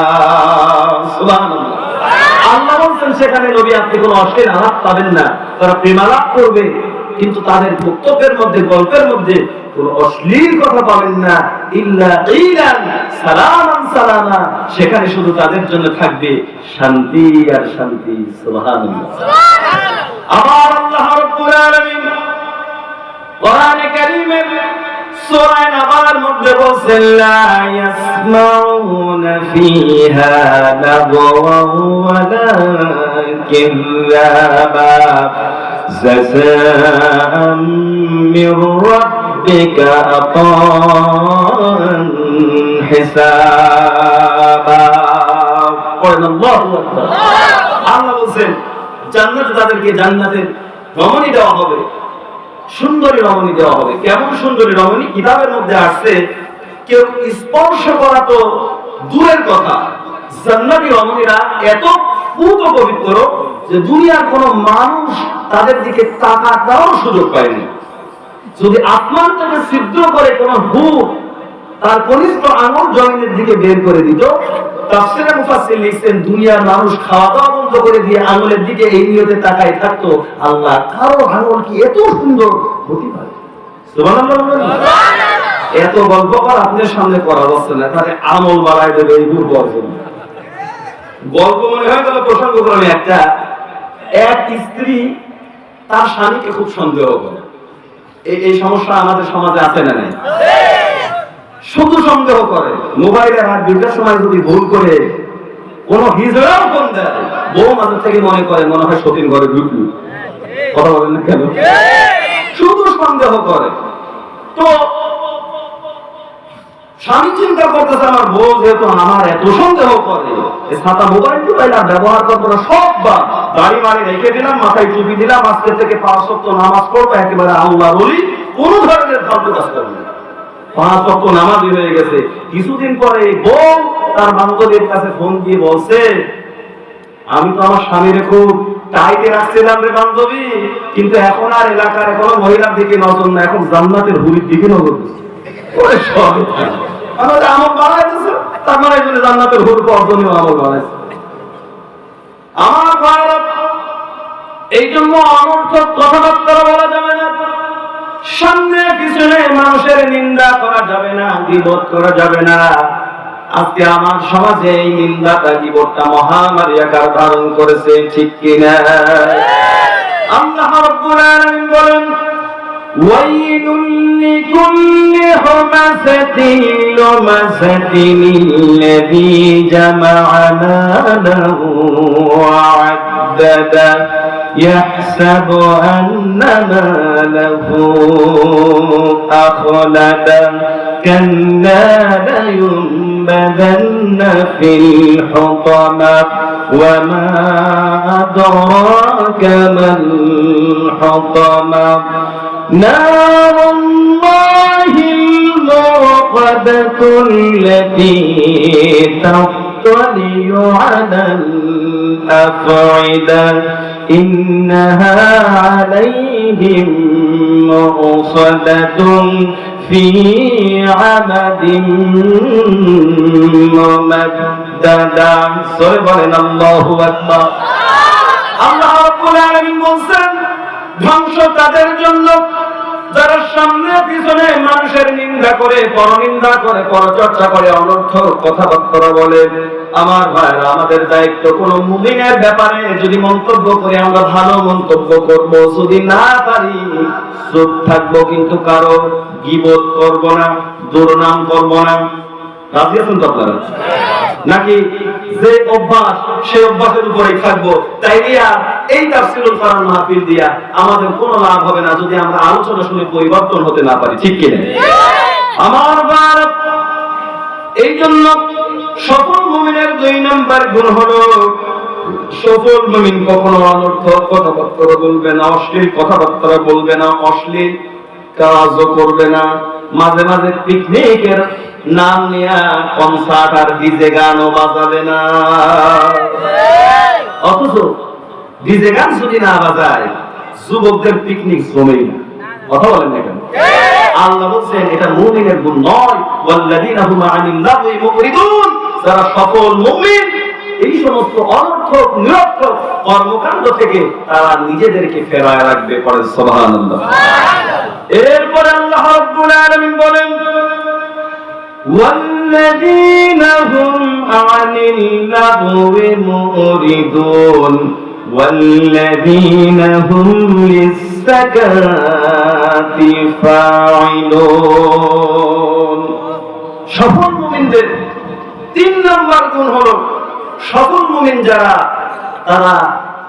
যারা সম্পদশালী হবে, নির্ধারিত হবে আল্লাহ রাসূল যেই জায়গায় যেই পদ্ধতিতে যেই পরিমাণে তার সম্পদ যাকাতের জন্য নির্দেশ দিয়েছেন, তাদের নির্ধারিত ওই খাতটা খাতে নির্ধারিত হারে তারা যাকাত প্রদান করবে। কি প্রদান করবে? যাকাত।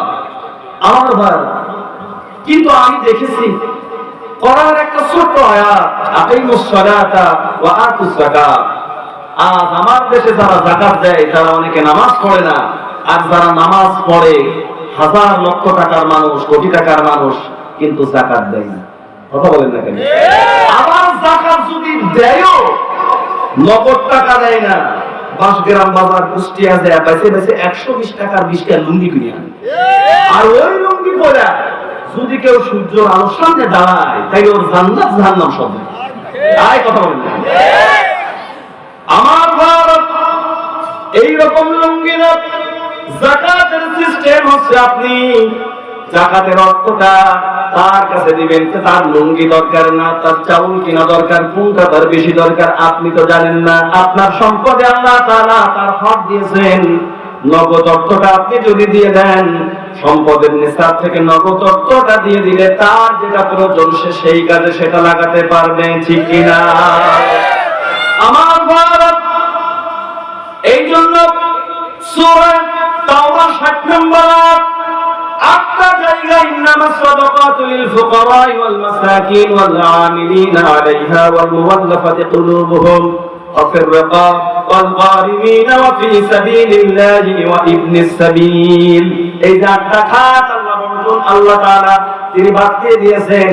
এই 8টা জায়গার বাইরে আপনি যাকাত দিতে পারবেন না। এই 8 জনকেই দেওয়া লাগবে। আমরা বিস্তারিত বলার সময় নেই, ইমাম সাহেবের কাছে জেনে নেবেন। আমার এরপরে যাকাত, যাকাত শব্দের সবচেয়ে অর্থ হচ্ছে বৃদ্ধি পাওয়া, আসিয়াদাতুল মাল, আত-তুতাহহিরুল মাল। যাকাতের মাধ্যমে সম্পদ বাড়ে, যাকাতের মাধ্যমে সম্পদ পবিত্র হয়, ঠিক কিনা? কিন্তু আজ আমরা অনেকে আছি যাকাত দিতে চায় না। আল্লাহ তাআলা বলেন মান জাআ বিল হাসানাতি ফালাহু আশরু আমসালিহা। কেউ যদি আমি আল্লাহর রাস্তায় 1 টাকা পরিমাণ খরচ করে, আমি আল্লাহ তার 10 গুণ করে তার কাছে ফেরত দেব। সুবহানাল্লাহ। বেটা, তুমি যদি 1 লক্ষ টাকা আল্লাহর জন্য ব্যয় করো আল্লাহর রাস্তায়, আল্লাহ তোমাকে 10 লক্ষ করে তোমার কাছে ফেরত দিবে। এটা আল্লাহর ওয়াদা। আল্লাহ কি কখনো তার ওয়াদা খেলাফ করে? যারা কথা বললেন না তাদের মনে মধ্যে কি কি মনে হয়, খেলাফ করে? আমার ভারত, এই জন্য যাকাতের অনেক সিস্টেম আছে, ডিটেইলি যদি আলোচনা করতে যাই অনেক সময় লাগবে। 40টা ছাগল থাকলে একটা দেওয়া লাগবে। এরপরে গরুর নিসাব আছে, উটের নিসাব আছে, এরপরে ফসলের আছে অসব। যদি আপনি সেচের পানিতে, সেচ যেটা আপনি টাকা দিয়ে কিনা জমিনে পানি নিয়েছেন, ওই সময় অসদ হিসাবে আল্লাহ তাআলা আপনার কাছে চেয়েছে 1/20 ভাগের 1 ভাগ। আর যদি বৃষ্টির পানিতে হয় তাইলে 1/10 অসদ বলা হয় আরবিতে। 1/10 ভাগের 1 ভাগ। দেখেন আল্লাহ তাআলার ইনসাফ কি। আমি এটা নিয়ে গবেষণা করে দেখেছি আর আশ্চর্য হয়েছি। আরে বান্দা একটু নামাজের জন্য আল্লাহরে সময় দিবে 24 ঘন্টার মধ্যে 5 ওয়াক্ত নামাজে 1 ঘন্টা আমাদের সময় হয় না, কিন্তু আল্লাহ তাআলা তার রব নামের ইজ্জতে তিনি বান্দার জন্য কত চিন্তা করেন। সুবহানাল্লাহ। যাকাতের এই বন্টন নিতে এইটার দিকে আপনি যদি তাকান তাইলেই বুঝবেন আপনার রব আপনাকে নিয়ে কত চিন্তা করেন। আপনি অসর দেবেন 10 মণ, 1 মণ দিবেন যদি বৃষ্টির পানিতে আপনার ফসল উৎপাদিত হয়। কিন্তু আপনি যদি সেচের পানিতে ফসল উৎপাদন করেন তখন আল্লাহ তাআলা আর 10 মণ 1 মণ আল্লাহ আপনার কাছে চাই নাই। আল্লাহ আপনার কাছে তখন 20 মণ থেকে 1 মণ চেয়েছে, কারণ সেচের পানির জন্য আপনার টাকা খরচ করা লেগেছে। আল্লাহ এখন আপনার জন্য 1/10 না 20 ভাগের 1 ভাগ দিলেন, যাতে বান্দার জন্য এটা অসুবিধার কারণ না হয়। সুবহানাল্লাহ। কি ইনসাফ! বান্দার প্রতি আল্লাহ তাআলা কি নজরদারি! আল্লাহ তাআলা বান্দাকে নিয়ে কত চিন্তা করেন। সুবহানাল্লাহ।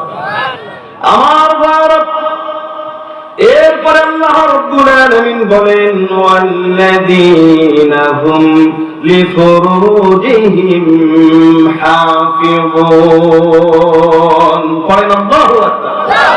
আল্লাহ রাব্বুল আলামিন বলেন মুমিনদের, সফল মুমিনদের অন্যতম একটা কোয়ালিটি হলো, গুণ হলো, তারা তাদের সতীত্বের হেফাজত করবে, লজ্জাস্থানের হেফাজত করবে। আল্লাহ নবী বলেন মান আযমানানি মা বাইনা লিহিয়াইহি ওয়া মা বাইনা রিজলাইহি আযমানা লাহুল জান্নাহ। আল্লাহর নবী বলেন তোমরা যদি দুইটা বিষয়ের জিম্মাদারি দাও আমি তোমাদের জান্নাতের জিম্মাদার হব। তোমরা যদি 2 জলের মধ্যবর্তী স্থান অর্থাৎ জিহ্বা আর 2 রানের মধ্যবর্তী স্থান, 2 ওর মধ্যবর্তী স্থান তার মানে লজ্জাস্থান, এই 2টা স্থানের জিম্মাদার হও, হেফাজত করো। আল্লাহর নবী বলেন আমি কিয়ামতের দিন তোমাদের জন্য জান্নাতের জিম্মাদার হব। সুবহানাল্লাহ। মান আতমানালি মা বাইনা লিহিয়াইহি ওয়া মা বাইনা রিজলাইহি আযমানা লাহুল জান্নাহ। আমি নবী তোমার জন্য জান্নাতের জিম্মাদার হব। সুবহানাল্লাহ। কিন্তু এই যে 2টা বিষয় আমরা মনে করতেছি স্বাভাবিক ব্যাপার, কিন্তু আমি আমার চিন্তায় গবেষণায় আমি দেখেছি এই 2টা বিষয়ের প্রতি আমরা খেয়ানত করি সবচাইতে বেশি। কথা বলেন না কেন? এই যে জিহ্বা, এইটার আমাদের কোনো হেফাজত নেই, যা মুখে আসে তাই বলি। কোনোভাবে নামাজে আসছে ঠিক করে 5 ওয়াক্ত আসে না, জুমার দিনে আসে, এসে আবার টাইসের উপর হাত এরকম করে মারে মুয়াজ্জিন করে, এই কিরে মসজিদ পরিষ্কার করিস নি? আরে ভাই এত বড় মসজিদ, সে তো সবসময় দেখে, হয়তো তার জ্ঞানের বাড়ি একটু দূরে আছে, তো তোর এত মাতব বাড়ি করার দরকার তুই পারলে পারে একটু যাইটা। কথা বলেন এই যে কথা মনে চাইলো ইমাম সাহেব, সে তো কোন মেশিন না, মেশিনও তো মাঝে মাঝে নষ্ট। কথা বলেন না কেন? হয়তো কোন একটা ওয়াক্তের নামাজে অনুপস্থিত অথবা 2 মিনিট বেশি হয়ে গেছে, হুজুর ইদানিং আপনার কিন্তু দায়িত্ব পালন করা হচ্ছে না, আছে না নাই? এই যে জিহ্বা, এই যে কথা আপনি বললেন, ইমাম সাহেবের কথাটা কানের মধ্যে ঢুকে ঠিক এখানে যায় না। কথা বলেন না? আমার ভারত, কথা বলার আগে আপনাকে সাবধান হওয়া লাগবে। যখন আমি 9ম 10মে পড়তাম এই কথাটা না হতে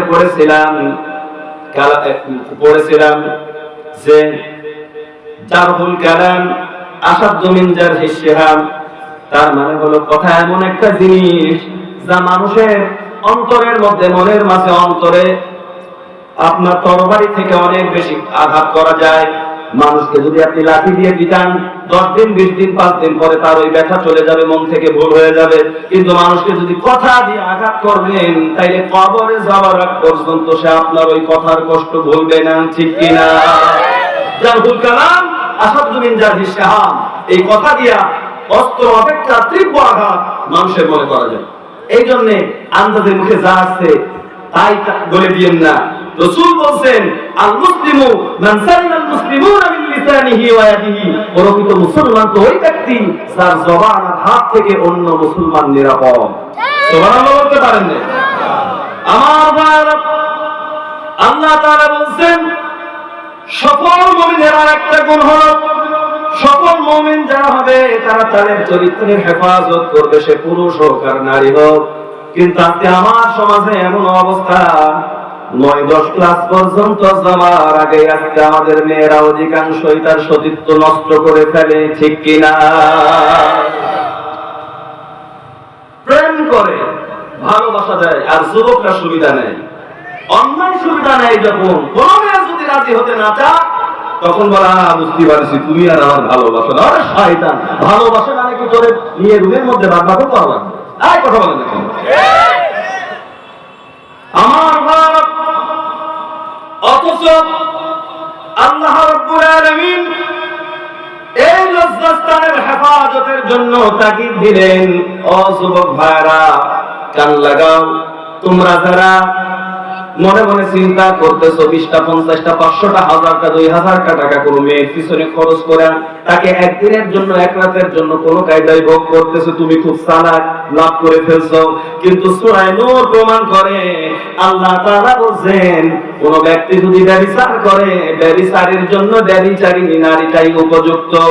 আর মানে তুমি যখন বিয়ে করবা অন্য জায়গা থেকে সাজায় গুছায় আনবা। নিশ্চয় জেনে রেখো, তুমি যদি কোন নারীর সম্ভ্রমহানি আগে করে থাকো, তারে ঠকায় থাকো, তোমার ঘরে যে বউ হয়ে আসতেছে সেও আর এক জায়গা বাদ বাকুম মারিয়েছে। কথা বলেন না কেন? এটা আমার কথা না আল্লাহর কথা। সুতরাং সাবধান। মনে করতেছো খুব লাভ না, তুমি যদি কারণে ঠকাও আল্লাহ তোমারে ঠকাবে, ঠিক কিনা? আমার ভারত, এই জন্য মেয়েরা যারা আছেন তাদেরকে আল্লাহ তাআলা সতীত্বের হেফাজত করতে বলেছেন। ওয়াকরনা ফি বুয়ুতিকুন্না ওয়ালা তাবাররাজনা তাবাররুজাল জাহিলিয়াতিল উলা।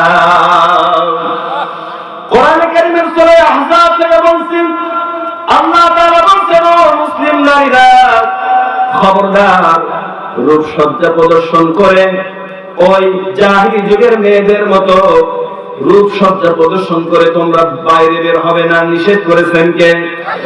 আমার ভাইরা।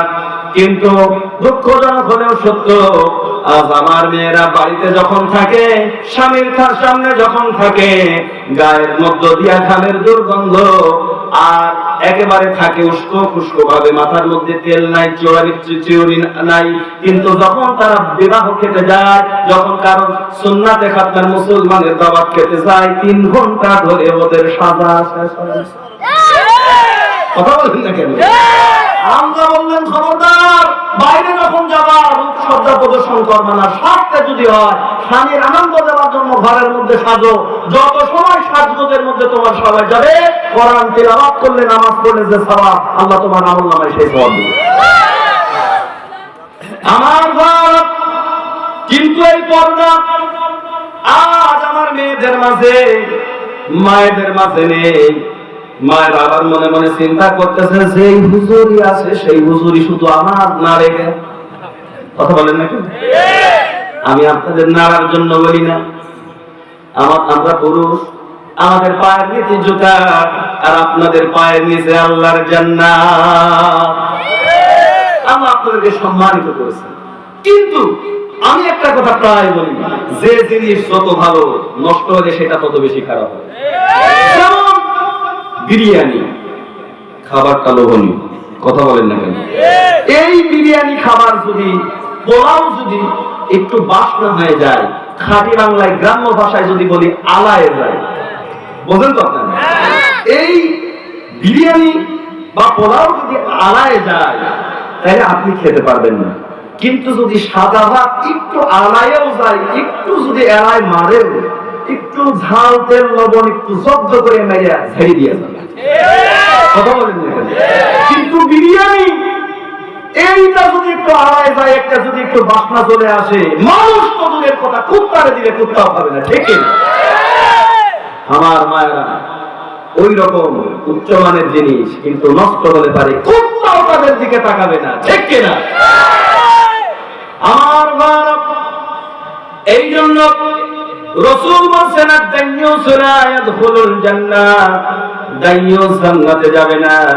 ছোটবেলায় যখন পড়ছি আর আলোচনা শুনছি মনে মনে ভাবতাম এই দাইয়ুস মহিলা মানুষ, কিন্তু এখন দেখি না। আর দাইয়ুস এটা মুযাক্কার সিগা, এটা পুরুষ। দাইয়ুস হচ্ছে ওই পুরুষ যে তার স্ত্রী যে তার বোনকে অশ্লীল আর বেহায়াপনার সাথে সজ্জিত করার জিনিসপাতি আরো কিনে দেয়। এরকম মুসল্লি, এরকম লোক আছে না নেই?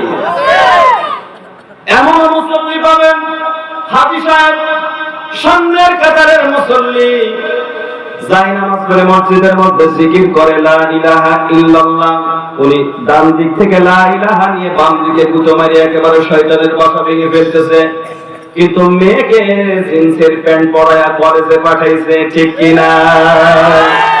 মেয়ে বেপরদা করে কলেজে পাঠাইয়া সামনের কাতারে হাজী সাহেব মুসল্লি, তুমি মসজিদের ভিতরে ইল্লাল্লাহ জিকির করো।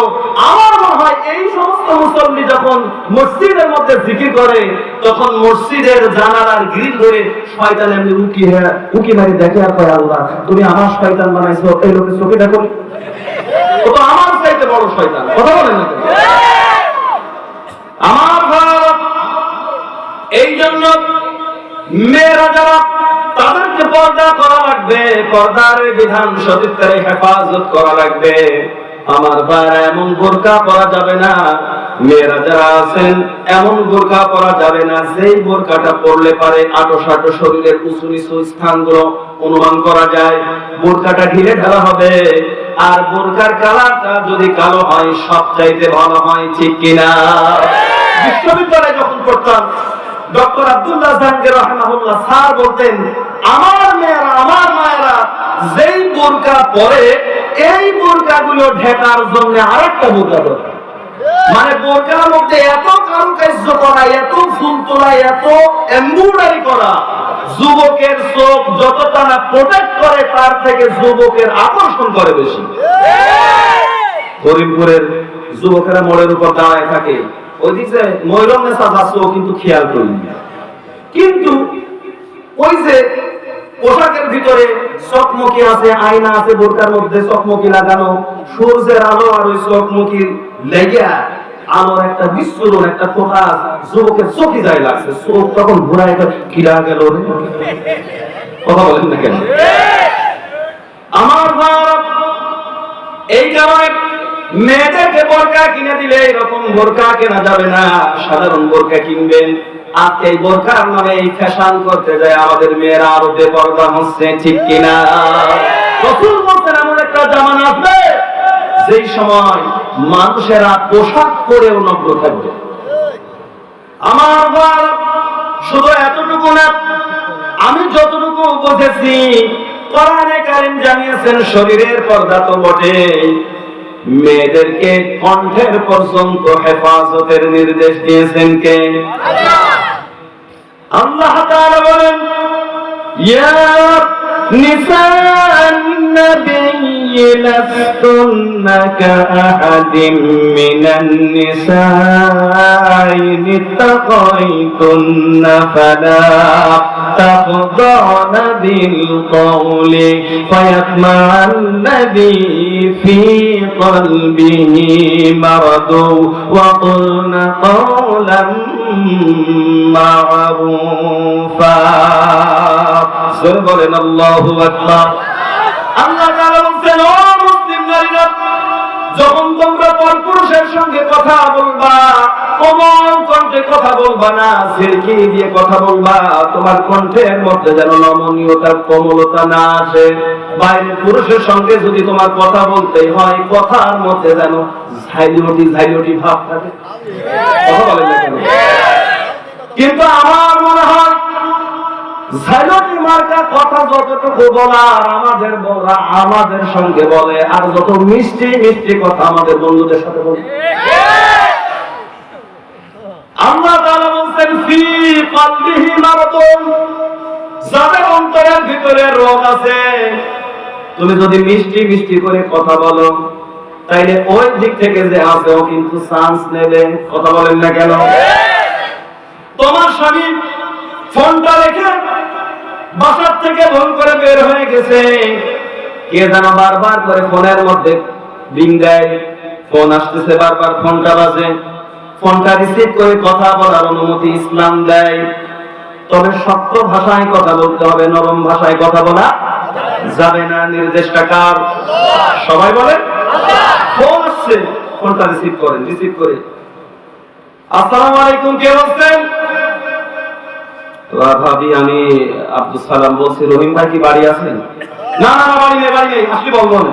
ও ফোন তাড়াতাড়ি কাটিয়ে রেখে দিয়ে বুকে দিয়ে ছুঁ দিয়ে বলতে, আল্লাহ এ কোন মহিলার পাল্লায় পড়েছিলাম, বাঁচিছি, কথা বলেন। কিন্তু যদি আপনি ফোন রিসিভ করে যদি বলেন হ্যালো আসসালামু আলাইকুম ভাইয়া কেমন আছেন, কথা বলেন না, ওই পাশে যে আছে ও মনে মনে চিন্তা করবে, আল্লাহ ভাবির গলায় যদি এত সুন্দর হয়, না জানি ভাবি। এই জন্য আল্লাহ বলছেন ফি কলবিহি মারাদুন ওয়া কুল্লা কাওলান মারুফা। এই খবরদার মুসলিম নারীরা, ওর পুরুষের সঙ্গে যখন কথা বলবা কণ্ঠে নমনীয়তা কমনীয়তা যেন না থাকে, কারণ যাদের অন্তরে রোগ আছে, গড় আছে, ওই মিষ্টি কথা শুনলে কিন্তু তারা শ্বাস নেবে। এই জন্য বাইরের পর পুরুষের সঙ্গে মিষ্টি কথা বলা যাবে না। আপনারা বিরক্ত হচ্ছেন? আমি কিন্তু কোরআন সুন্নাহর ভিত্তিতে কথা বলতেছি, কিন্তু জায়েজ একটু মজা করা শরীয়তে জায়েজ আছে না নাই? জায়েজ মজা যদি একটু করা যায় তাতে কোনো গুনাহ নাই। আল্লাহর নবী এটা বলেছেন, এটা সুন্নাহ। আমার ভাই আল্লাহ রাসূল একদিন সাহাবীদেরকে নিয়ে বসে খেজুর খাচ্ছে, খেজুর, কথা শুনতেছেন? সব সাহাবীরা আছে খেজুর খাচ্ছে, সবাই খেজুর খেয়ে খেয়ে সামনে বিচি রাখছে। আল্লাহর নবী নিজের সামনের বিচিগুলো তুলে নিয়ে জামার সামনে যেগুলো ছিল ওই গাভীর উপর রাখছে। জামাইকে আলী স্বাভাবিকভাবে রসুলের সামনে এখন আর কোনো বিচি নেই, আর আলীর সামনে দুইজনের বিচি ডাবল।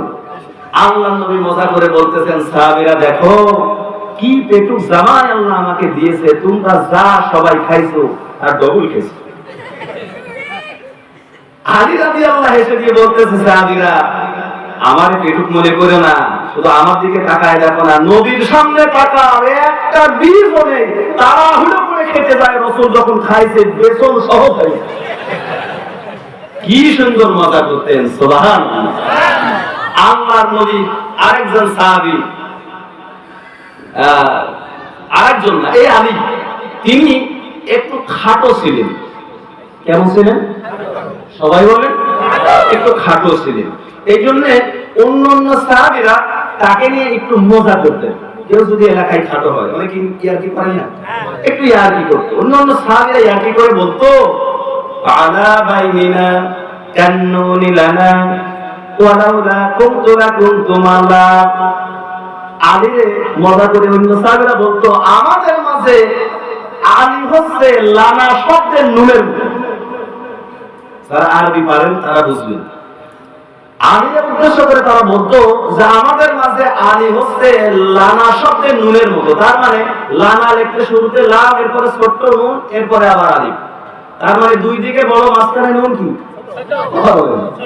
ছোট। এই জন্য বলতো আলা বাইনিনা কান্নুনি লানা, আমাদের মাঝে আলী হচ্ছে লানা শব্দের নুনের মতো। তার মানে আমরা সবাই লম্বা আর মাঝখানে আলী খাটো।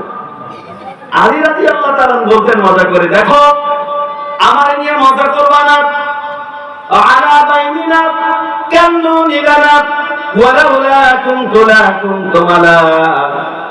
আমি নুন মাঝখানে ছোট খাটো হতে পারি, কিন্তু মাঝখানে আমার থাকার প্রয়োজনীয়তা আছে, দরকার আছে। আমি নুন যদি মাঝে না থাকি তাইলে তোমাদের কোনো অস্তিত্ব নাই। তার মানে নুন যদি বাদ দিই তাইলে শুরুর লাম আর শেষের আলিফ দুইটা যোগ করে হবে লা, লা মানে না, না মানে নেই।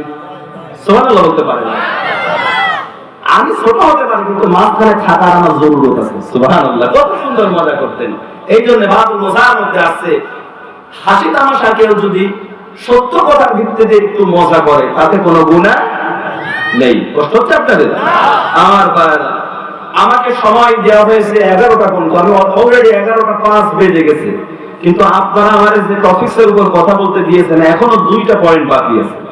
আমি তোমার দিকে যাই না, আমার মনে হয় আর কথা বলা উচিত হবে না, যেহেতু দায়িত্বশীলদের কথার বাইরে আগানো ঠিক হবে না। আমি আপনাদেরকে কথা শোনাচ্ছিলাম এই পয়েন্টের উপরে যে ওয়াল্লাযীনা হুম লিফুরুজিহিম হাফিজুন, মুমিনদের আরেকটা কোয়ালিটি হলো তারা তাদের চরিত্রের হেফাজত করবে, ঠিক কি না? ইল্লা আলা আজওয়াজিহিম আও মা মালাকাত আইমানুহুম ফাইন্নাহুম গায়রু মালুমিন। আল্লাহ তাআলা বলেন শুধু স্ত্রী আর তাদের দাসী, এই দুই জায়গা ছাড়া এখানে গেলে পারে কোনো দোষ নাই। এই দাসীর ব্যাপারে মাসালাটা হচ্ছে ওই সময়ে দাসীকে নিজের স্ত্রীর মতো ব্যবহার করা শরীয়তে ওই সময় জায়েজ ছিল। কথা বুঝতেছেন? এখন আর এটা জায়েজ না, এটা মানসুখ হয়ে গেছে। এরপরে যুদ্ধলব্ধ সম্পদ আল্লাহ বলেন যার মালিকানা তোমরা পেয়েছো, যুদ্ধে কাফেররা তাদের স্ত্রীদেরকে রেখে চলে গেছে, গনিমতের সম্পদ হিসাবে কাফেরদের ফেলে যাওয়া স্ত্রীদেরকে ওই সময় স্ত্রীর মতো ব্যবহার করা শরীয়তে জায়েজ ছিল। আল্লাহ সাহাবীদের জন্য পুরস্কার হিসাবে এটা জায়েজ করেছিলেন। সুবহানাল্লাহ বলতে পারেন। এইটার ব্যাপারে কোনো বিরূপ মন্তব্য করা যাবে না, কারণ বিধানটা দিয়েছেন কে? আল্লাহ। আর আল্লাহর কোন বিধানের প্রতি কারো যদি ভিন্ন চিন্তা থাকে, যালিকা বিআন্নাহুম কারিহু মা আনজালাল্লাহু ফাআহবাতা আ'মালাহুম, সূরা মুহাম্মাদের 9 নম্বর আয়াত প্রমাণ করে ইসলামের কোন বিধিবিধান মানে না এমন না, যদি মনে মনে একটু চিন্তা করে এই আবার কেমন কথা হইল, আল্লাহ বলছেন সঙ্গে সঙ্গে ওর জীবনের সব আমল আমি আল্লাহ বরবাদ করে দেব। করেন নাউযুবিল্লাহ। এই জন্য আল্লাহ যে বিধানগুলো দিয়েছেন ওই সাল্লিমু তাসলিমা, খুশি মনে মেনে নেওয়া লাগবে, ঠিক কি না? আমার বাপ। এরপরে আল্লাহ রাব্বুল আলামিন বলেন ফামানি ইবতাগা ওয়ারা যালিকা ফাউলাইকা হুমুল আদুন والذين هم لأماناتهم وعهدهم راعون أولئك هم الوارثون الذين يرثون الفردوس هم فيها خالدون قرن الله أكبر আল্লাহ রাব্বুল আলামিন বলেন এই যে দাসী আর স্ত্রী এই দুইটা জায়গা ছাড়া যদি কোনো ব্যক্তি কোনো জায়গায় যায়, আল্লাহ বলেন তাইলে সে সীমা লঙ্ঘনকারী হয়ে যাবে। সুতরাং এখন যেহেতু দাসী নাই, আমাদের জন্য বৈধ আছে শুধু স্ত্রীর নিকটে যাওয়া, ঠিক কিনা? স্ত্রী বাদ দিয়া অন্য কোন জায়গায় টাঙ্কি মারা যাবে না, ঠিক কিনা? আমার আল্লাহ রাব্বুল আলামিন স্ত্রীকে নিয়ামত করে দিয়েছেন। আল্লাহর নবী বলেন আদ-দুনিয়া মাতাউন খায়রু মাতাইহা আল-মারআতুস সালিহাহ। সমগ্র পৃথিবীটা যদি একটা সামগ্রী ধরা হয় তাহলে ওই সামগ্রীর মধ্যে সবচাইতে দামি সামগ্রী হচ্ছে নেককার স্ত্রী। সুবহানাল্লাহ। এই যে স্ত্রী, এটা আল্লাহ তাআলার নিয়ামত, এটা আল্লাহর আয়াত। আল্লাহ রাব্বুল আলামিন সূরা রুমের মধ্যে বলেন ওয়া মিন আয়াতিহি আন খালাকা লাকুম মিন আনফুসিকুম আসওয়াজান লিতাসকুনু ইলাইহা ওয়া জাআলা বাইনাকুম মাওয়াদ্দাতাও ওয়া রাহমা ইন্না ফি যালিকা লায়াতিন লিকাওমিন ইয়াতাফাক্কারুন। জোরে বলেন আল্লাহু আকবার। আল্লাহ বলছেন আমার অনেক নিদর্শন আছে, আর আমার নিদর্শনের মাঝে অন্যতম একটা নিদর্শন আছে, আমি তোমাদের থেকে তোমাদের স্ত্রীদেরকে সৃষ্টি করছি। যখন তোমরা যুবক থাকো, বিশেষ একটা উদ্দেশ্যকে সামনে নিয়ে তোমাদের স্বামী আর স্ত্রীর মাঝে মহব্বত হয়, ঠিক কিনা? কিন্তু যখন তোমরা বয়োবৃদ্ধ হয়ে যাও, বয়স 70 বছর 60 বছর, তখন আর তোমাদের কোনো যৌবিক চাহিদা থাকে না। আল্লাহ তাআলা বলছেন ওয়াজআলা বাইনাকুম মাওয়াদ্দাতাও ওয়া রাহমা, তখন আমি আল্লাহ তাআলা একজনের প্রতি আরেকজনের অন্তরটাকে করুণার সহৃদয়তায় পরিবর্তন করে দিই। সুবহানাল্লাহ। তখন আর যৌবিক চাহিদা থাকে না। এরপরে বুড়ি আর বুড়ির যে মহব্বত, পান একটা খায় আর একটা বানা দেয়। কথা বলেন না কেন? বুড়ো বুড়ি ছাড়া আর বুড়ি বুড়ো ছাড়া থাকতে পারে না। এইটা নিয়ামত, এইটা আল্লাহ তাআলার নিদর্শন। করেন সুবহানাল্লাহ। আমার ভাইরা, এই জন্য স্ত্রীর বাইরে অন্য কোন জায়গা যাওয়া যাবে না। আল্লাহ তাআলা বলছেন এরপরে সফল মুমিনের শেষ 2 নাম্বার গুণ হচ্ছে ওয়াল্লাযীনা হুম লিআমানাতিহিম ওয়া আহদিহিম রাউন। 5 নম্বরে তারা আমানতদার হবে, আমানতের খেয়ানত করবে না। অথচ আমাদের যে অবস্থা, কারোর কাছে যদি 1 টাকাও দেওয়া যায়, ওখান থেকে সে 8 আনা ঝাড়ি দিবার চেষ্টা করে। প্রসঙ্গ করলাম, একটা গল্প মনে হয়ে গেল, বলবো আমার আগামীকাল তো আছে আলোচনা আপনাদের, ওই দিন তো আমার থাকা লাগবে, একটু রেখে দিই। মানে আরেকটা গল্প মনে হয়ে গেল, মানে সব কথা এসে ঢাক কাটাচ্ছে, পন্ডিত হয়ে বললে গল্প। ছোটবেলায় আমার আব্বা এরকম বলতো যে এক স্যারের কাছে প্রাইভেট পড়তাম, মানে আমার আব্বা তো বলতেছে কিছু একটা শিখাই দিয়ে বলতো, যা একদিনই সব শিখিয়ে দিলে আমি করে খাবো কিনে। আজ যদি সব ওয়াজ আপনারা শুনে দিতে, আপনারা তো আমার ডাকবেন না, এজন্যই তো হাতে থাকে আমার ভাই। যাই হোক, তাইলে 5 নাম্বার মুমিনদের গুণ হচ্ছে এই মুমিনরা আমানতদার হবে। আমানতের খেয়ানত করা যাবে না, যে যেখানে যেরকম যে দায়িত্বে থাকবো সেইটা সেইভাবে সুচারুরূপে সেই কাজটা আমরা করব, এটাই হচ্ছে আমানতদারি, ঠিক কিনা আমার ভাই? আর 6 নম্বর হচ্ছে ওয়াদাহিম রাউন, তারা যে ওয়াদা করতে অঙ্গীকার করবে সেই ওয়াদাটা যথাযথভাবে আমাদেরকে অবশ্যই পালন করা লাগবে, ঠিক কিনা? আগামীকালকে হয়তো হতেও পারে মাহফিলের জন্য, ঈদগাহ বা মসজিদের জন্য কালেকশন ঝুলি ঝুলি, হুজুর আমি 10 বস্তা দেবো, ওরা জীবনে খুঁজে পাওয়া যাবে না। এই কথা বলেন না কেন? ওয়াদা দেয় 2000-এ, কিন্তু জীবনেও কোনোদিন দেয় না, জনম বাকি চিরকাল।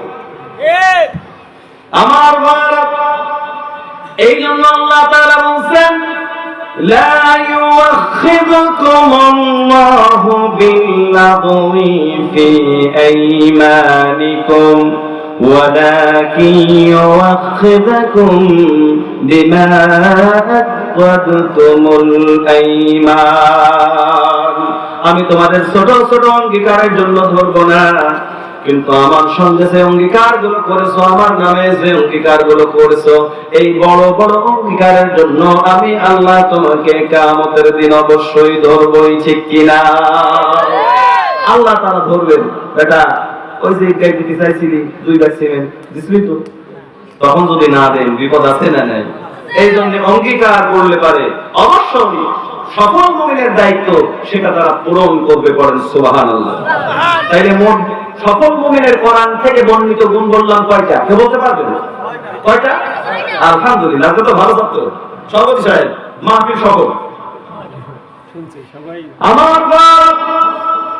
এই 6টা কাজ যদি আপনি করতে পারেন, আল্লাহ তাআলা বলছেন উলাইকা হুমুল ওয়ারিসুন الذين يرثون الفردوس هم فيها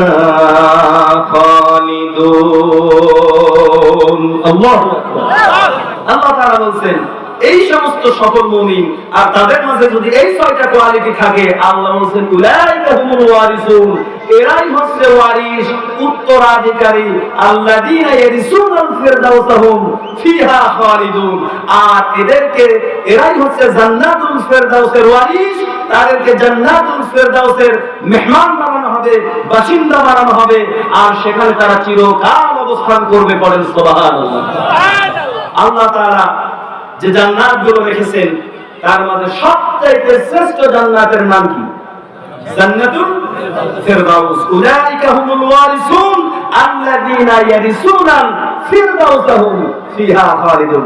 আল্লাহ বলেন বান্দা 6টা কাজ করবি তো ছোট জান্নাত না, সবচেয়ে বড় জান্নাত দিবে। সুবহানাল্লাহ।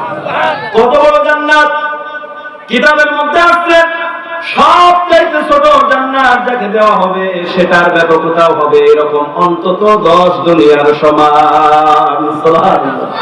জান্নাতুল ফিরদাউস যাদেরকে দেওয়া হবে, তাফসীরে বাইজাবির মধ্যে মুফাসসির লিখছেন, তাফসীরে আবু বকর জাকারিয়াতে মুফাসসির লিখেছেন, এই জান্নাতের অন্তত 100টা স্তর থাকবে, আর প্রত্যেকটা স্তর একটা স্তরের থেকে একটা স্তরের মাঝে ডিসটেন্স থাকবে আসমান আর জমিন সম। সুবহানাল্লাহ। এইজন্য আল্লাহ নবী বলেন ইযা সাআলতুমুল্লাহ ফাসআলুহুল ফিরদাউস, যখন তোমরা আল্লাহর কাছে চাইবে, জান্নাত চাইবে, তখন জান্নাতুল ফিরদাউসটাই চাইবে। সুবহানাল্লাহ। ইযা সাআলতুমুল্লাহ ফাসআলুহুল ফিরদাউস, যখন তোমরা আল্লাহর কাছে চাইবে তখন আল্লাহর কাছে জান্নাতুল ফিরদাউসটাই চাইবে। সুবহানাল্লাহ। আল্লাহ যেন আমাদের সকলকে জান্নাতুল ফিরদাউসের মেহমান হিসেবে কবুল করে। পড়েন আমিন। সম্মানিত ভাইরা, আর আমি আমার কথা সামনের দিকে এগোতে পারছি না। আমাকে আরেকটু অংশ দিয়েছিলেন, কিন্তু কোনোভাবেই সেই জায়গায় ঢোকা সম্ভব না। আমি তো জোর করে শেষ করলাম, শুধু আপনাদের মুখের দিকে তাকায়। আল্লাহ তাআলা যেন আমাদের এই কথাগুলো বুঝে আমলের মানসিকতা এবং তৌফিক দান করে। সকলে পড়ছে আমিন। বারাকাল্লাহু লানা ওয়া লাকুম ফিল কুরআনিল আযীম।